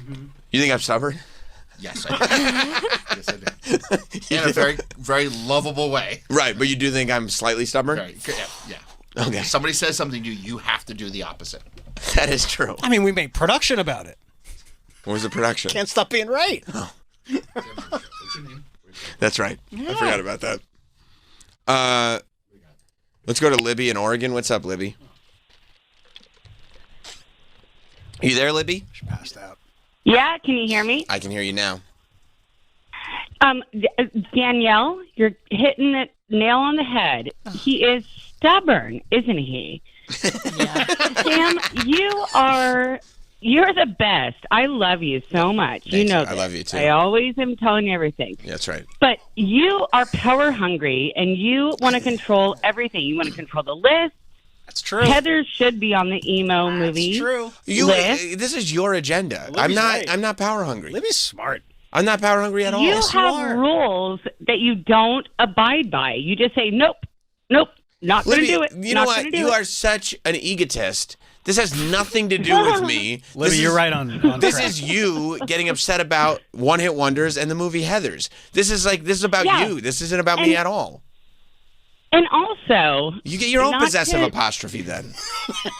I think that Sam, you are in charge, and I think it's a good thing. Yeah. Because my brother is exactly like this. He's not exactly when like he was a kid, he was. He would only eat. Trust me, if he was certain exactly like things. this, I'd know who he was. Oh, go ahead. They broke the mold. No.